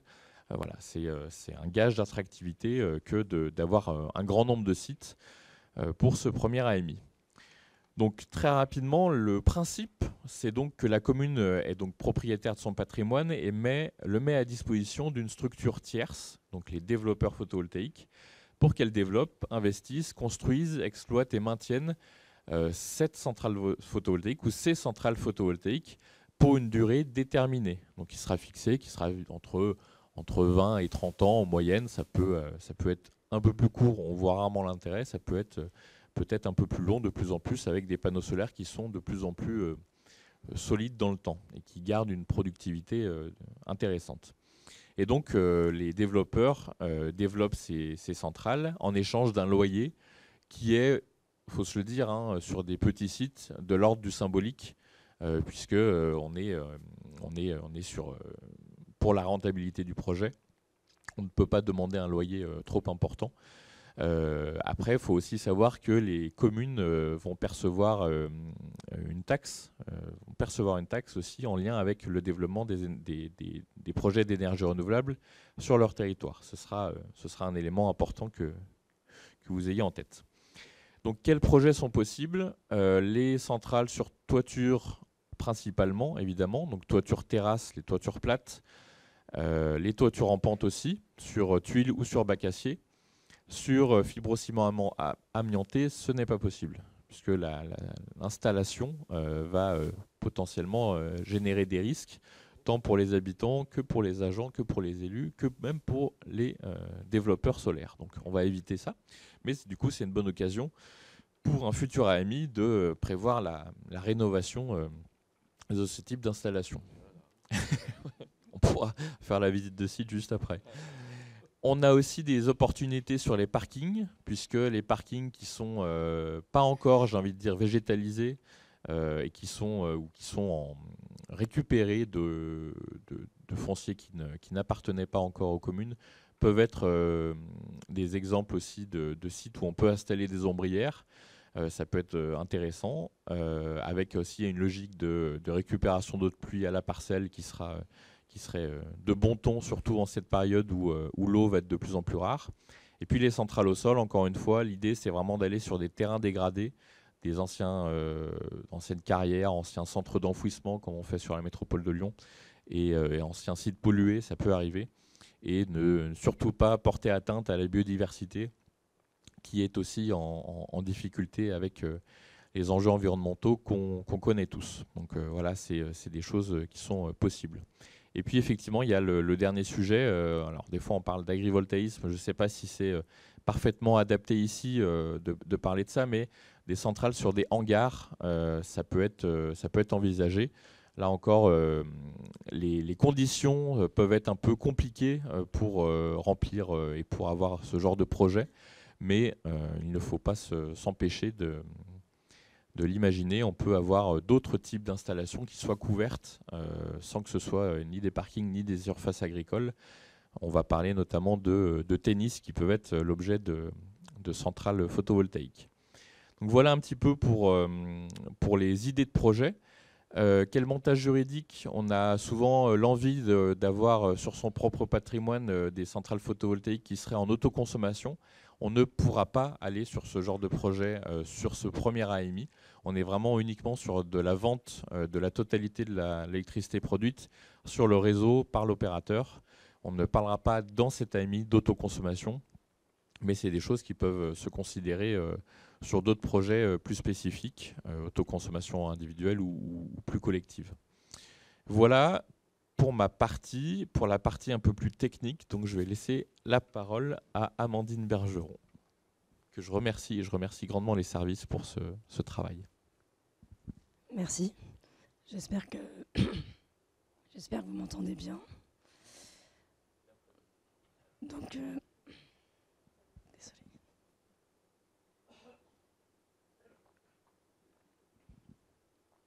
Donc, notre AMI avec le CIGERLI, la première étape a été d'échanger avec les communes pour la sélection des sites. On a mis en place une méthodologie. Donc, dans un premier temps, on a analysé les toitures, leur configuration, leur orientation, l'inclinaison. Donc, sous-entendu, une toiture orientée nord, on l'a exclu de l'AMI. Donc, on cherchait les bâtiments, les sites les plus favorables. Ce qui a été aussi regardé, c'est l'encombrement des toitures, particulièrement pour les toitures terrasses. Donc, s'il n'y a pas de place pour mettre les panneaux ou si de l'ombrage est créé par l'encombrement, c'est à exclure. En parlant d'ombrage, on peut avoir des sites, donc à la fois toiture, mais aussi parking, qui sont soumis à l'ombrage donc des arbres ou d'autres bâtiments. Donc c'est quelque chose qui a été regardé. Donc ça, c'était la première analyse. Et on a une première liste grâce à ça. Ensuite, on est allé plus dans le détail technique. On a regardé le type de couverture, l'état des toitures, l'état de l'étanchéité, de l'isolant pour les toitures terrasses. On parle de classe de compressibilité pour accueillir sur les toitures terrasses le poids des panneaux photovoltaïques, par exemple. Donc c'était des facteurs à prendre en compte. La charpente. Donc on a eu des premières indications de la charpente, de la structure. On n'a pas une garantie à date que ça tient avec une installation. Donc ça, il y aura besoin d'études structure à l'avenir. Mais on a essayé de regarder quand même dans les éléments qui étaient à disposition, les DOE, les plans, tout ce qui était à disposition des communes. Ce qu'on a demandé aussi aux communes, c'est est-ce qu'ils ont une vision de l'utilisation du bâtiment à 20-30 ans? Parce que l'installation est là pour au moins 30 ans, c'est la garantie des modules photovoltaïques, peut-être plus, en tout cas. On le mentionnera après, mais les baux de location, les conventions d'occupation temporaire sont autour d'une trentaine d'années. Donc, il ne faut pas se dire qu'au bout de 15 ans, on va enlever l'installation, faire quelque chose et devoir la remettre. Ce sont des coûts. Donc, dans la mesure du possible, si les communes avaient une visibilité sur l'utilisation, le besoin de rénovation des bâtiments, on l'a pris en compte. Après, il y a les zones de protection ABF, donc Architectes Bâtiments de France. Donc ça, c'est pas rédhibitoire, mais on sait qu'on doit demander l'avis de l'architecte, l'ABF. Donc c'est quelque chose à prendre en compte. Et aussi accessibilité du site s'il y a des problématiques particulières. Donc troisième phase, la dernière sur cette méthodologie, pour les sites qui restaient. Là, on a mis en place une étude, une simulation donc d'installation selon la place disponible et quel modèle économique ressort. Donc c'est simplifié. Ça appartiendra évidemment aux opérateurs, aux tiers investisseurs d'avoir un modèle pour chaque site, mais on a préévalué pour avoir une idée, pour inciter justement les développeurs de dire il y a un intérêt ici. Donc on a le côté financier, le côté productible au niveau de l'énergie. Et on a regardé le raccordement réseau Enedis, s'il y avait des problématiques. Le poste, le compteur plus loin implique une extension du réseau et donc des coûts supplémentaires. Ensuite, donc, Le choix revenait aux communes de garder ou non les sites selon la phase précédente, selon nos conseils. Ce qui est en cours actuellement, c'est le mandat par délibération des communes auprès du CIGERLI, donc pour organiser cette AMI et valider les sites qui sont présents dans l'AMI. Alors je dis valider les sites, c'est valider dans la publication de l'AMI. Ce qui fera foi à la fin, c'est les conventions d'occupation temporaire, une fois signées. Avant ça, les communes ne sont pas obligées, engagées de partir avec un opérateur, surtout si la proposition n'est pas satisfaisante ou si finalement la vision justement sur le bâtiment, on parlait de 20-30 ans, il y a eu un événement, maintenant on sait qu'on va utiliser ce bâtiment pour quelque chose de différent, donc on le retire des négociations. Ensuite, donc l'AMI va être lancée, c'est sous peu. Il va y avoir un calendrier, vous allez voir toutes les étapes. Les opérateurs vont réaliser des études techniques approfondies, donc plus poussées que ce qu'on a pu faire dans la méthodologie en amont, là, pour en fait, voir sur chaque site si le projet est faisable. Si il est faisable techniquement, mais aussi ce sont des opérateurs, aussi s'il est faisable économiquement. Et donc, si c'est bon, la convention d'occupation temporaire est signée donc entre communes et opérateurs pour les sites retenus. Il y a la construction de la centrale, l'exploitation, avec en compensation un loyer. Donc, je vous ai parlé un peu du calendrier. On va rappeler les étapes. Au son de ma voix, je ne vais pas trop m'appesantir, mais c'est pour vous situer un peu ce qui s'est passé et ce qui va se passer. Donc, il y a eu l'enquête, il y a eu les échanges avec les communes. En parallèle, nous, le CIGERLI, on a fait du sourcing auprès d'opérateurs pour savoir un peu les cas qui étaient à écarter, les questions qu'on devait poser aux communes, qu'est-ce qu'on devait regarder pour éviter de proposer un site qui ne serait pas pertinent dans cette AMI. Donc ça a été fait surtout l'année dernière, 2023, jusqu'à maintenant. Donc les communes ont validé leur participation, donc de principe. Ensuite, et c'est en cours, les délibérations pour les sites et le mandat au CIGERLI, comme on l'a dit précédemment. On a des échanges réguliers avec les communes, mais aussi on les a réunis début mars pour faire un point d'étape, pour rappeler certains éléments, aussi pour prendre les avis, pour prendre certaines décisions. Ensuite, suite à cette réunion, on a pu avancer sur la rédaction du cahier des charges de l'AMI, des modèles de délibération, pour être prêt aujourd'hui notamment, mais surtout pour très bientôt la publication de l'AMI. Donc la publication est prévue dans quelques semaines. Ensuite, ce qui est important, c'est qu'il y a des visites de sites afin que les opérateurs puissent bien appréhender les bâtiments, les toitures et aussi les parkings. Il y a différents sites qu'on va rappeler à la fin de la présentation. Ils peuvent déposer leur dossier jusqu'à la fin du mois d'août. Il y a une analyse qui est faite avec les communes. Elles sont impliquées parce que le choix appartient aux communes. Mais on est là pour les accompagner. Hein. C'est l'objectif, de mutualiser, de massifier. Donc on va examiner les candidatures et un peu pré-mâcher le travail de sélection. Mais en tout cas, on va pouvoir auditer les candidats qui sont les mieux placés suite à la première réponse pour ensuite sélectionner le plus intéressant. Il est possible d'avoir plusieurs lauréats parce qu'il y a beaucoup de sites et peut-être que certains vont se positionner sur un certain nombre de sites ou typologies de sites et d'autres l'inverse.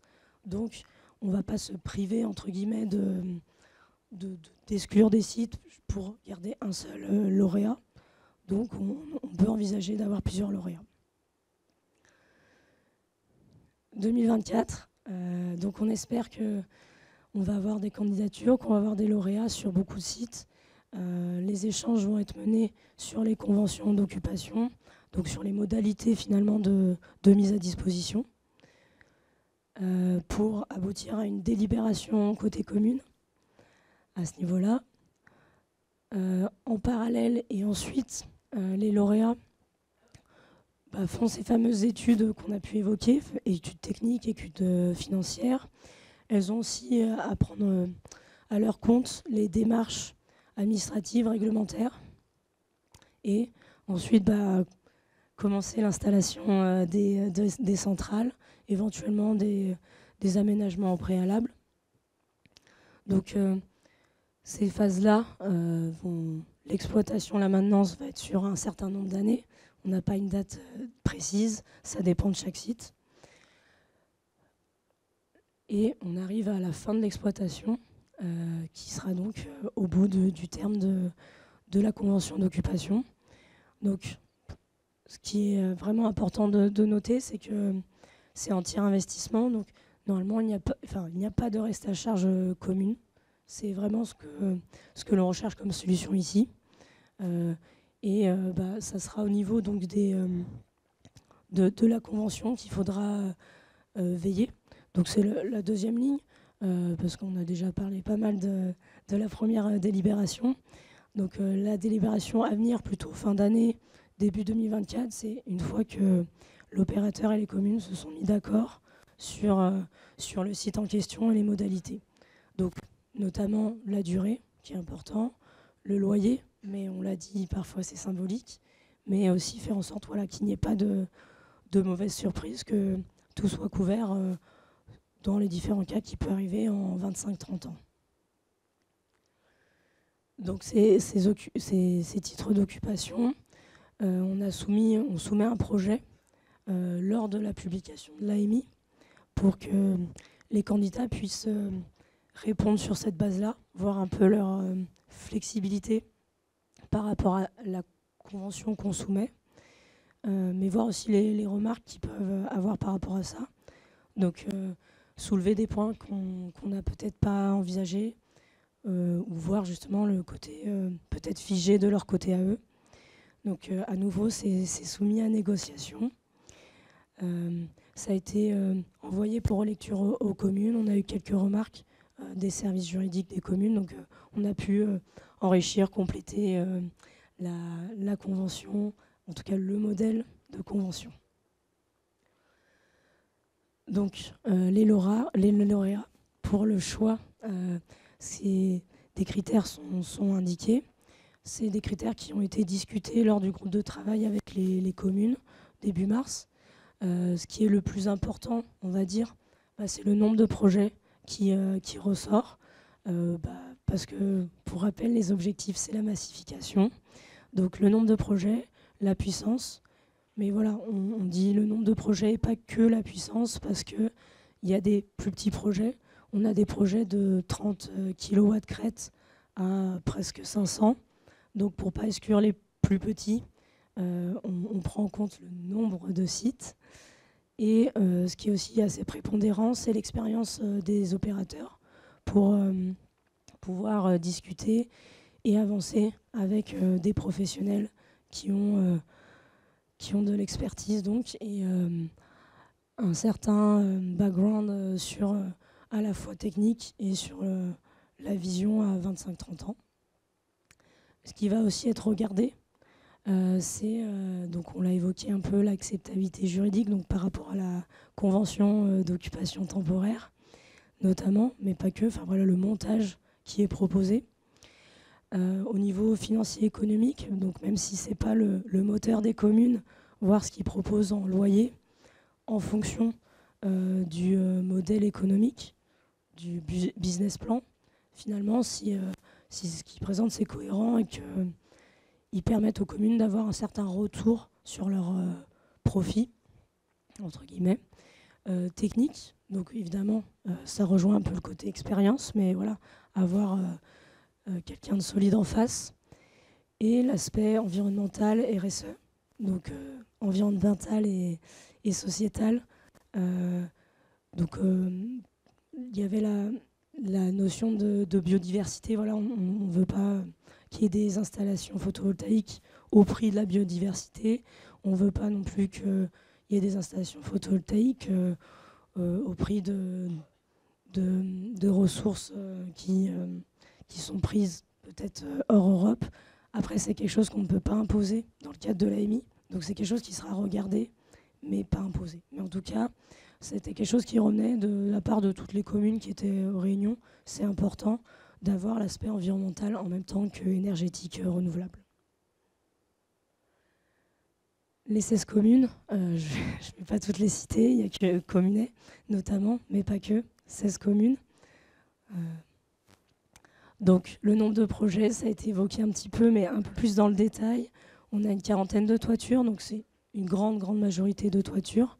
On a aussi des parkings et 6 terrains de tennis. Donc là, côté terrain de tennis, c'est là où on peut évoquer les hangars photovoltaïques. Mais c'est là aussi, on peut dire, on ne sait pas si on va avoir beaucoup de retours là-dessus.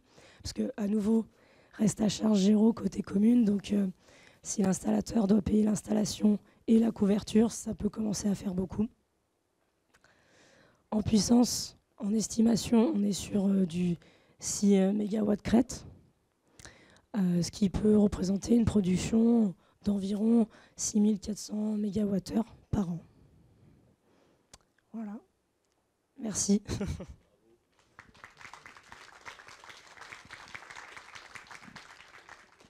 Donc, n'hésitez pas si vous avez des questions, on est plusieurs à répondre.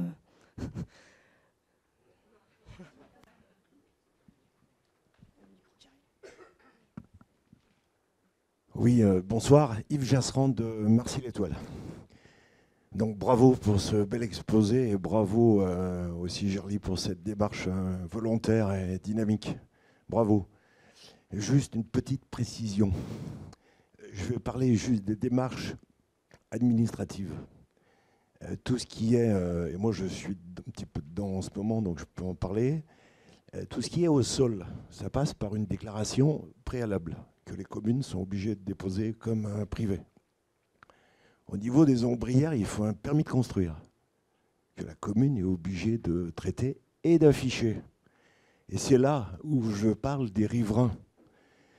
Parce que vous n'en avez pas beaucoup parlé, on est tous en milieu plus ou moins périurbain. J'ai assisté à des réunions qui n'étaient même pas sur ce sujet, et il y a des gens qui ont levé la main et qui sont venus sur ce sujet. 60 personnes dans la salle, 2 ou 3 personnes qui viennent sur le sujet photovoltaïque, et ils vous parlent d'autres sujets. Ils vous parlent de bruit émis par les onduleurs, qui sont en général entre 60 et 65 dBA. Ils vous parlent de réverbération solaire, surtout s'il y a des balcons pas très loin ou des routes de circulation. Il faut savoir qu'il y a des panneaux qui sont non réverbérants ou moins que d'autres.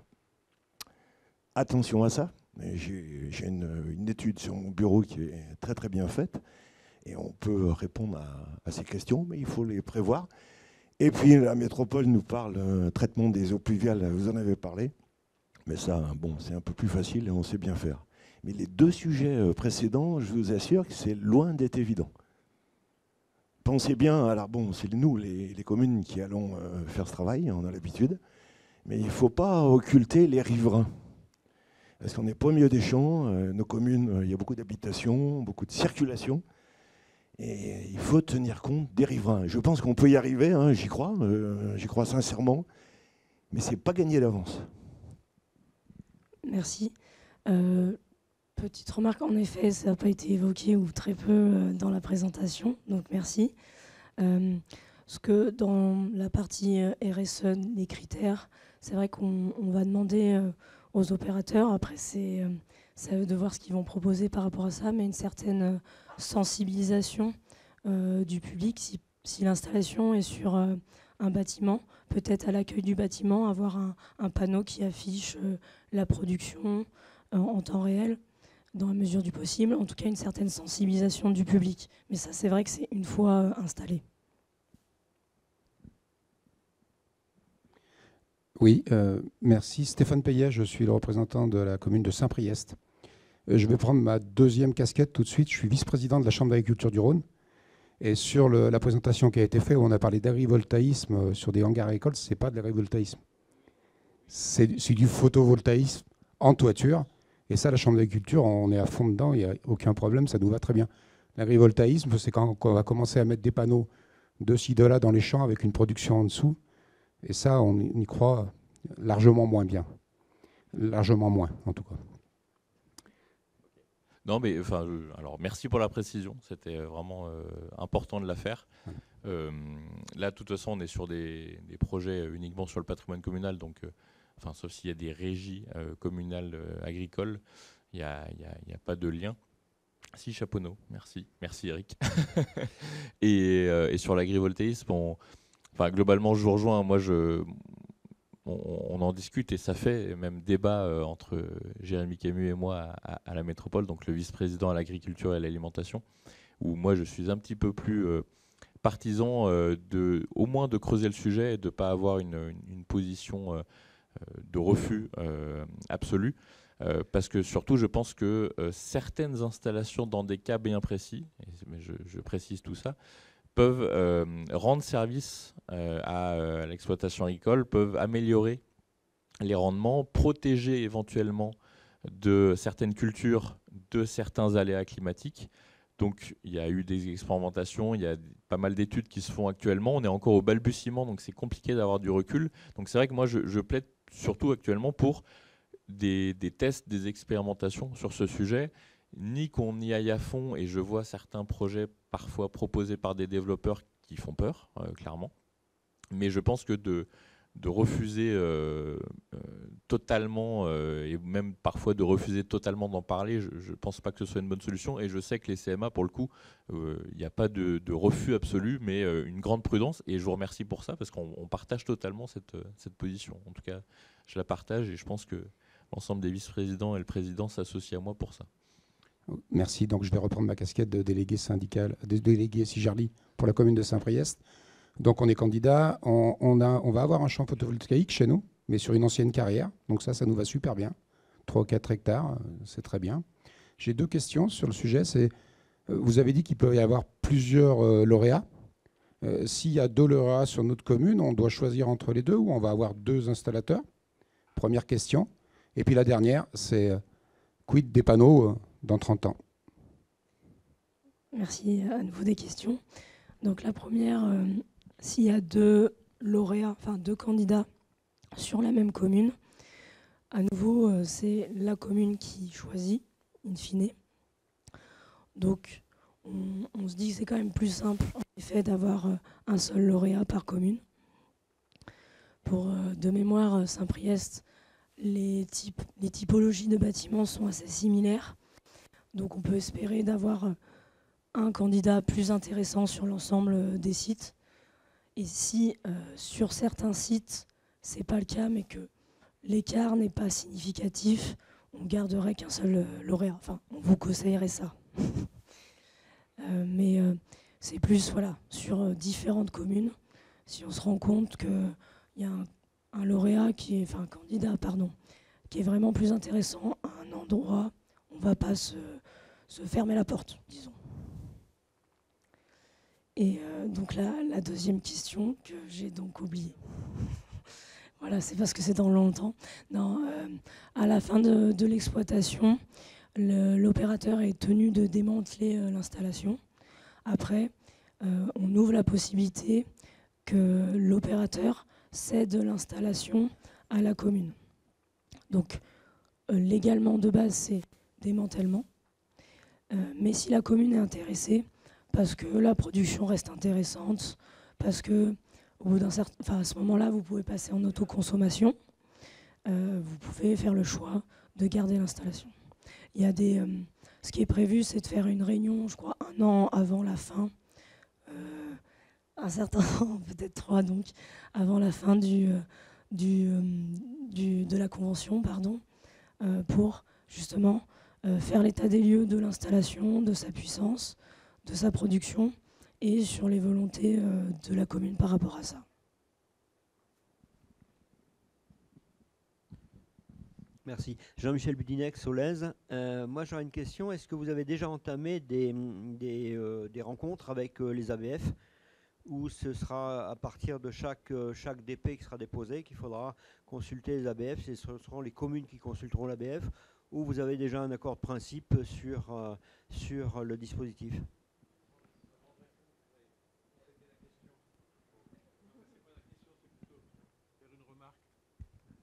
En fait, si on avait fait l'AMI au début de mandat, en première analyse et en premier point, ça serait la zone sous protection ABF. Ça aurait été le truc le plus bloquant. Aujourd'hui, on est dans la deuxième analyse et on est en 5e ou en 4e position. Donc c'est que ça va un peu mieux. Et c'est vrai qu'au niveau urbanisme, moi je suis adjoint au maire, donc je m'occupe de l'urbanisme sur Saint-Germain-au-Mont-d'Or. Et on voit quand même un petit frémissement au niveau de l'ABF pour nous accompagner dans la transition énergétique. On voit que même dans un périmètre, aujourd'hui, si on est sur des toits inférieurs au toit principal, on peut commencer à mettre. Elle accepte aussi des photovoltaïques au sol. Donc ça avance tout doucement. Et je vais laisser. Merci. Donc pour répondre sur ce point-là, en complément, dans les 52 sites qui sont dans l'AMI, il n'y en a pas beaucoup qui sont sous protection ABF. Je n'ai pas le chiffre en tête, mais je pense que c'est 2-3. Donc on s'est évité ce sujet-là, entre guillemets, sur la majorité des sites. Pour ceux qui sont concernés, on n'a pas encore d'accord de principe, on n'a pas entamé les échanges, pour être transparent. Peut-être en complément, je peux signaler qu'il y a des associations, des groupes citoyens comme Watson, dans le Val-de-Saône, qui a pris attache auprès des ABF pour déjà un petit peu débroussailler le terrain. Donc je pense qu'en utilisant leur expérience, ça va faire avancer le process pour tout le monde.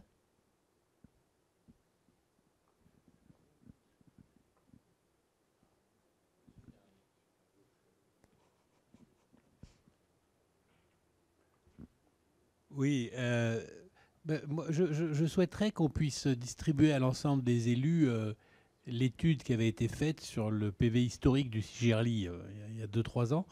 Parce qu'il y a des éléments intéressants sur le bilan, puisqu'on a des installations qui ont fonctionné 15 ans, hein, donc on peut commencer à en dire plus. Et quand même, il me semblait qu'il y avait une leçon, c'est qu'il y a un effet de taille, c'est-à-dire que les plus intéressants sont quand même les plus grands. Ou peut-être que les plus petits, il faut regarder.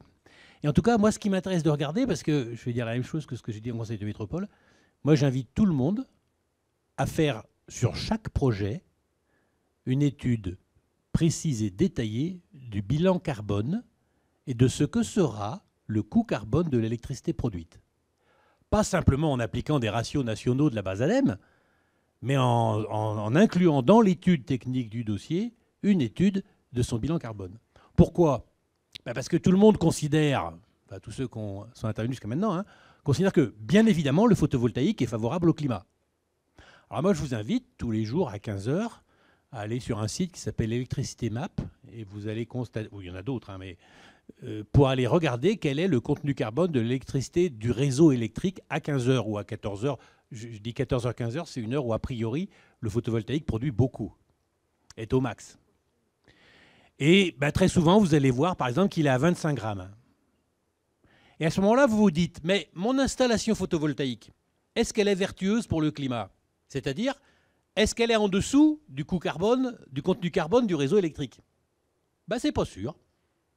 Si on prend la base ADEME, et tout dépend d'où viennent les panneaux, mais si les panneaux viennent de Chine, c'est même sûr du contraire. Donc, moi je souhaite qu'on essaye d'avoir un vrai débat à partir de données techniques, projet par projet, sur ces sujets. Ma deuxième remarque, c'est que moi, je regrette qu'on n'ait pas possibilité d'avoir des projets en autoconsommation. Personnellement, aujourd'hui, à Vénissieux, on ne fait que des projets en autoconsommation. Pourquoi ? Parce que je trouve que c'est très pertinent pour le photovoltaïque, justement, parce que c'est une énergie intermittente, d'associer le développement à une réflexion sur l'usage. Et bien évidemment, si j'ai une autoconsommation locale, si j'ai une forme de stockage local, ben en fait, ça rend beaucoup plus intéressant le photovoltaïque, et d'ailleurs, ça rend beaucoup plus intéressant son bilan carbone. Donc moi, je trouve qu'il y a vraiment un sujet à avoir. Ce qui, d'ailleurs, me ramène à la conclusion. Alors, c'est dans le dossier. On est à 6 mégawatts installés, 6,2, et 6400 mégawattheures, donc 6 gigawattheures. En gros, l'installation tourne 1000 heures par an. Hein, j'arrondis. Hein. C'est un chiffre assez réaliste, d'ailleurs. Il ne faut pas espérer plus. D'ailleurs, j'avais mis de côté 2 chiffres. En Allemagne, au 1er janvier 2022, il y avait 70 gigawatts de puissance photovoltaïque installée. Et en 2022, l'Allemagne a produit 61 térawattheures d'électricité photovoltaïque, c'est-à-dire un peu moins de 1000 heures par an. Mais ça veut donc dire que, à moins que vous ne consommiez de l'électricité qu'entre 11h et 16h, ça veut dire que 5 fois plus d'électricité doit être produite autrement. Alors comment ? Quand on regarde le bilan de l'Allemagne, il n'y a aucun doute, avec de l'électricité fossile. Donc on a un vrai sujet, un vrai débat. Si le photovoltaïque doit être pertinent pour le climat, il faut absolument qu'on l'associe aux usages, donc on l'associe au stockage, qu'on l'associe à la consommation. Je me permets de prendre la suite, parce que ma question était allée dans le sens de ce que vient de dire Pierre-Alain Millet. Marc Dubief, ville de Bron. D'abord, juste un point pour les communes qui souscriront, d'être vigilants dans la convention sur le risque incendie, pour avoir géré quelques milliers de contrats d'obligation d'achat, enfin centaines de milliers plus précisément. C'est vraiment un sujet qu'il faut traiter avec attention. Ça prend feu, les installations photovoltaïques et les onduleurs aussi par ailleurs. Donc voilà, prenez soin à titre conservatoire de ce point-là. Oui, j'avais une suggestion effectivement pour favoriser la production nationale et un bilan carbone plus favorable. Est-ce qu'il n'y a pas un critère qui serait le bilan carbone global de l'installation, puisqu'effectivement on ne peut pas imposer une marque, un produit en France, ça c'est pas possible. Par contre, on peut avoir des critères autour de l'impact carbone de la production. Ça, c'était mon premier point. Et mon deuxième point, qui rejoint l'intervention de M. Millet, c'est est-ce qu'il n'y aurait pas un critère autour de l'intégration dans le réseau électrique de cette énergie ? Prendre l'exemple, ce week-end, samedi et dimanche, les prix étaient négatifs entre 11h et 15h. C'est-à-dire qu'on vous payait pour enlever de l'énergie. Alors, je rappelle que cet hiver, on était un peu en stress énergétique. Donc, samedi et dimanche, je crois que c'était moins 3 € samedi et moins 30 ou moins 40 € dimanche. Parce qu'effectivement, il y avait plus d'électricité sur le marché qu'il n'y avait de demande. Donc, effectivement, lié à l'usage, c'est intéressant. Et peut-être avoir un ami innovant. Vous avez parlé, Eric, d'effacement en début. Voilà, je pense qu'on serait vraiment dans notre rôle de demander aux producteurs photovoltaïques de ne pas être des producteurs fatals, mais d'avoir aussi une démarche un petit peu innovante sur voilà, la capacité à stocker par rapport à un usage. C'est ce qu'on va faire à Bron, puisqu'on va mettre des panneaux sur notre future école qui vont alimenter notre piscine, qui est un gouffre énergétique qui consomme tout le temps, dans le cadre d'un contrat d'autoconsommation collective, ainsi que ceux qui seront sur la mairie également, parce que ça fait sens, on consomme localement, on fait des économies de réseau également, parce que ça coûte cher de tirer du câble. Donc voilà, je pense qu'il y a vraiment cette... mais bon, là, on est en première approche, mais intégrer effectivement la production photovoltaïque qui a caractère fatal dans la gestion du système électrique, sinon ça va devenir, je pense, très compliqué, voire ingérable pour les gestionnaires de réseau à qui on a délégué d'ailleurs un certain nombre d'actions. Ouais, merci. Du coup, je vais me permettre de répondre un petit peu, de repréciser certaines choses. Il y a beaucoup de choses qui ont été dites, donc c'est pas évident. Mais alors, clairement, moi, c'est ce que j'ai demandé aussi au service aussi, c'est d'avoir une attention particulière à la provenance des panneaux et on va dire, donner des bonifications dès lors qu'on a des panneaux qui peuvent être en provenance d'Europe à minima, que ce soit sur l'assemblage ou même sur la production, puisqu'on a encore quand même, et il va y en avoir de plus en plus, des panneaux produits de A à Z en Europe et même en France dans les années à venir. Et il y en a toujours d'ailleurs. Même si ça, actuellement, si c'est une part trop petite, évidemment. Donc ça, c'est un sujet en termes de réaction à la demande de bilan carbone. Moi, je pense aussi qu'il faut faire confiance à certaines institutions et aux scientifiques qui travaillent sur ces sujets. C'est des gens sérieux, que ce soit les experts du GIEC, l'ADEME, un certain nombre de scientifiques.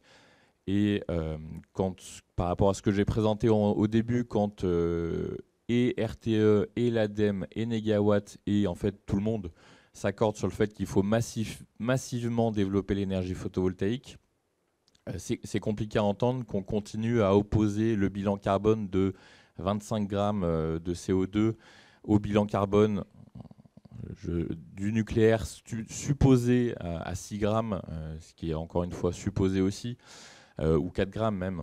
Quand on sait que les énergies renouvelables depuis longtemps remplacent très clairement les énergies fossiles et ne remplacent pas le nucléaire actuellement. Donc l'enjeu, c'est de sortir des énergies fossiles. L'enjeu, c'est la résilience énergétique de notre pays, de notre territoire. Et je pense qu'on peut s'accorder aussi sur le fait que le parc nucléaire actuel existant n'existera plus en grande proportion en 2050. Donc, soit effectivement, il y a une relance du nucléaire et on est parti pour, et soit c'est la démocratie. Mais moi, je pose la question, si jamais on n'y arrive pas, si jamais on n'arrive pas à avoir une relance du parc nucléaire, à créer un nouveau parc, est-ce qu'on se retrouve totalement le bec dans l'eau sans avoir développé les énergies renouvelables? Ou est-ce qu'on aura quand même un petit peu développé les énergies renouvelables, peut-être pas suffisamment, admettons, même si je pense qu'on peut avoir un mix 100% renouvelable et les scénarios RTE le montrent bien, à condition de faire certains choix politiques qui ne sont pas les choix actuels, et c'est un fait et c'est la démocratie. Mais je pense que tout le monde peut, ou en tout cas tout le monde devrait, s'accorder sur la nécessité de massivement développer les énergies renouvelables, toutes les énergies renouvelables, et concernant l'énergie fatale électrique, effectivement, produire l'énergie photovoltaïque, c'est produire principalement entre 11h du matin et 16h de l'après-midi. En l'occurrence, c'est souvent le moment où on a besoin de climatisation, donc déjà ça peut couvrir une partie des besoins à ce niveau-là. Et puis, on a des enjeux aussi de développer des énergies alternatives, comme l'hydrogène, et c'est là où l'énergie photovoltaïque en surplus peut être dédiée à la production d'hydrogène pour notamment décarboner nos industries, qui sont relativement nombreuses sur notre territoire du Sigerli. Voilà pour ces enjeux-là. Et je crois qu'il y a d'autres questions. Oui, Jean-Paul Vernat, donc Francheville. Alors, je crois qu'on a un peu loupé le coche parce qu'on construit un bâtiment de 3000 m² susceptible de recevoir des panneaux photovoltaïques. On n'a pas été... Je ne pense pas qu'on ait été questionné, mais bon, ce n'est pas ma question. Est-ce que... comment on va se rémunérer, en fait, le Sigerli? Parce que je suppose que ces études vont passer ça va être des heures de techniciens, donc vous avez sans doute, je suppose, vous allez être rémunéré sur cette prestation. Eh ben absolument pas, on ne va pas être rémunéré sur la prestation, parce que c'est tout l'intérêt de l'appel à manifestation d'intérêt, c'est l'opérateur qui va prendre les risques et qui va se rémunérer dessus. Nous, c'est la solution qu'on a étudiée au début, parce qu'on trouvait que c'était la plus simple. C'est vraiment au début, hein, c'est fin 2020, début 2021, donc il n'y a pas du tout ce sujet de rémunération. Voilà. On n'avait pas de chargé de mission ENR, on accueille Amandine depuis peu. Et du coup, je ne sais pas s'il y a d'autres questions ou remarques. Voilà. Thierry, si, hop, Monsieur Saunier. Jamais autant de questions. Oui, Thierry Saunier, mairie d'Albigny-sur-Saône. J'ai juste une question, mais c'est juste une petite question technique. Dans le départ de votre slide, Monsieur Guelpa-Bonaro, vous me parlez de bacs acier. Il me semblait, alors vous allez certainement me contredire, que les bacs acier avaient été abandonnés.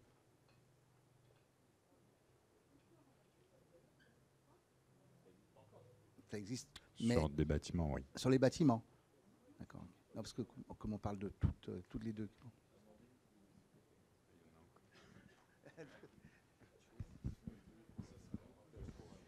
Oui, donc c'est sur bâtiments existants et certains ont bac acier. J'ai le micro, j'en profite. Donc là, on a parlé de l'AMI. C'est le premier AMI. Peut-être qu'il y en aura d'autres. Donc voilà. Et aussi, nous, le CIGERLI, on accompagne sur des études d'opportunité en autoconsommation. Donc là, c'est ponctuel. Si vous avez des sites, on peut en discuter, on peut faire une première étude. On a passé un marché pour les études de faisabilité. Donc après les études d'opportunité, si elles sont favorables, vous pouvez approfondir les études. Finalement, ce que vont faire là les opérateurs sur les sites pour l'AMI, vous pouvez le demander sur un site ponctuellement, donc, ou plusieurs, mais bon, un site ou des sites en autoconsommation. Et donc, on a un marché pour faciliter la démarche pour vous. Ça reste payé par la commune, mais le CIGERLI avance. Et donc, c'est pour vous accompagner du début du projet à l'étude de faisabilité. Mais c'est autre chose, c'est en parallèle, c'est pas l'AMI.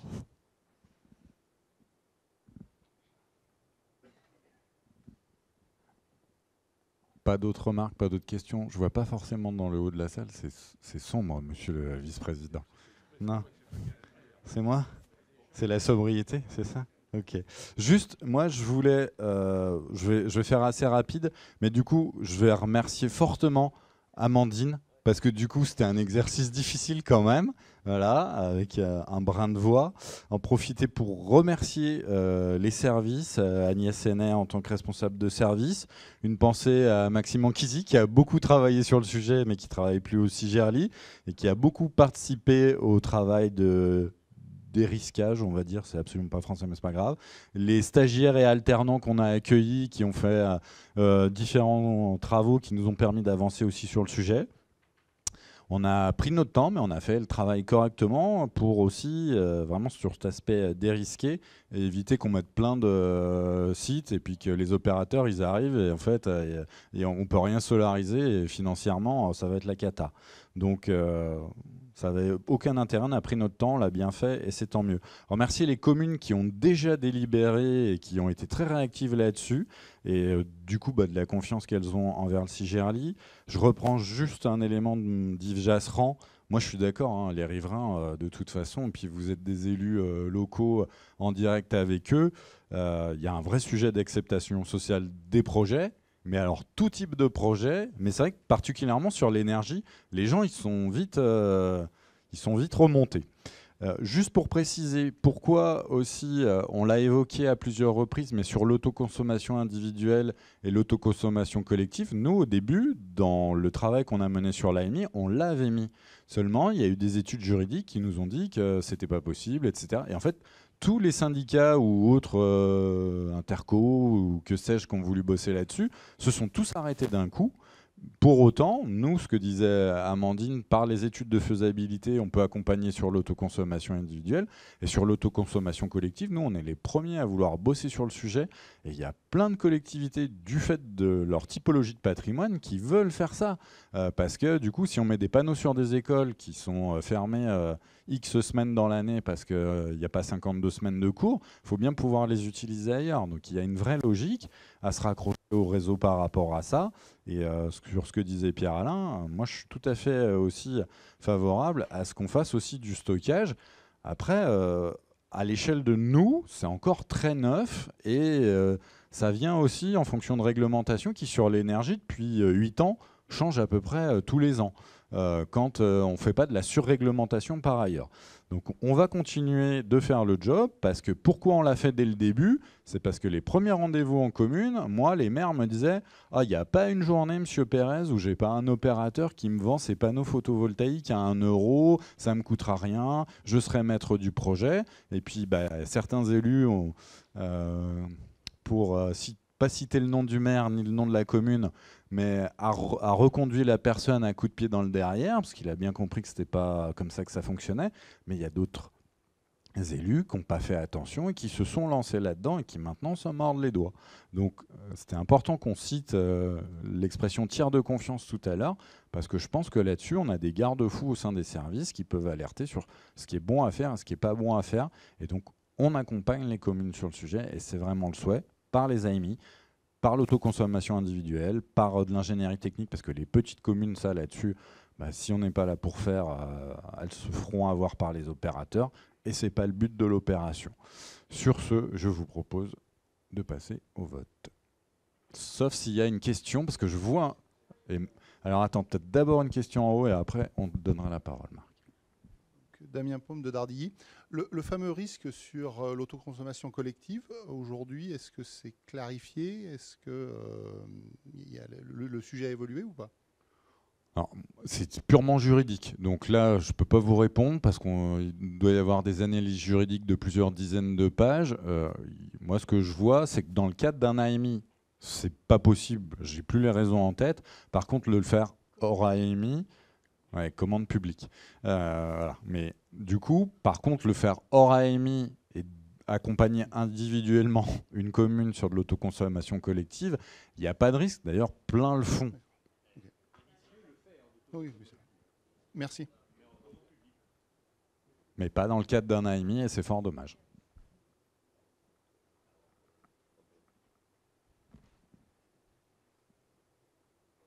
C'est juste une piste pour le prochain AMI parce que la loi d'orientation sur les énergies renouvelables va imposer un certain nombre de contraintes sur les parkings à partir de 500 ou 1000 m². Donc ça va très très vite pour un parking. Avec un horizon 2026, je ne suis plus trop dans le domaine, mais je suis ça de loin. Donc il y a un vrai sujet, je pense, pour toutes nos collectivités, d'avoir peut-être une affaire ciblée parking. En plus, bon, ça fait sens.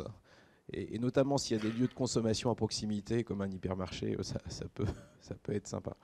Il suffit de regarder des articles de journaux en ce moment, il y a pas mal de grandes surfaces qui parlent de ça. Je vous propose de passer au vote.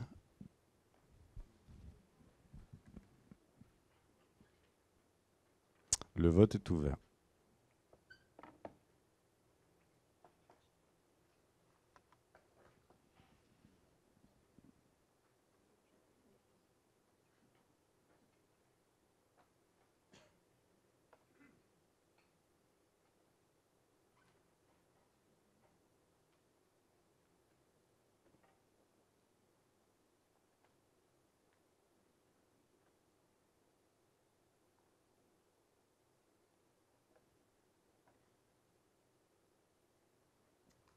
Délibération adoptée à l'unanimité. Je vous en remercie. Je pense que les communes aussi vous en remercient.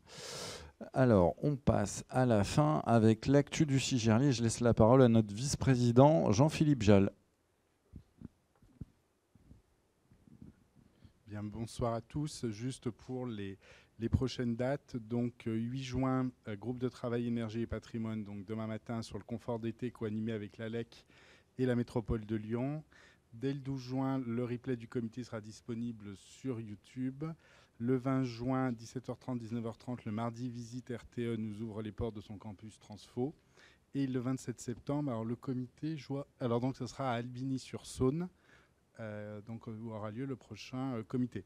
Et vous rappelez que vous et vos communes peuvent scanner le QR code du Cigerli sur Facebook et suivre l'actualité du syndicat.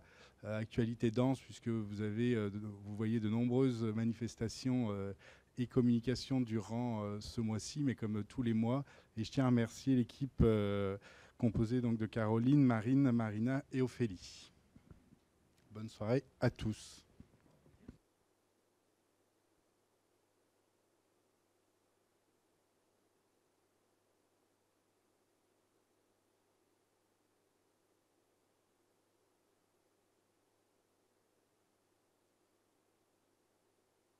Parce que c'est la fin. Voilà. Hop, je te laisserai la parole. Du coup, est-ce qu'il y a des questions diverses?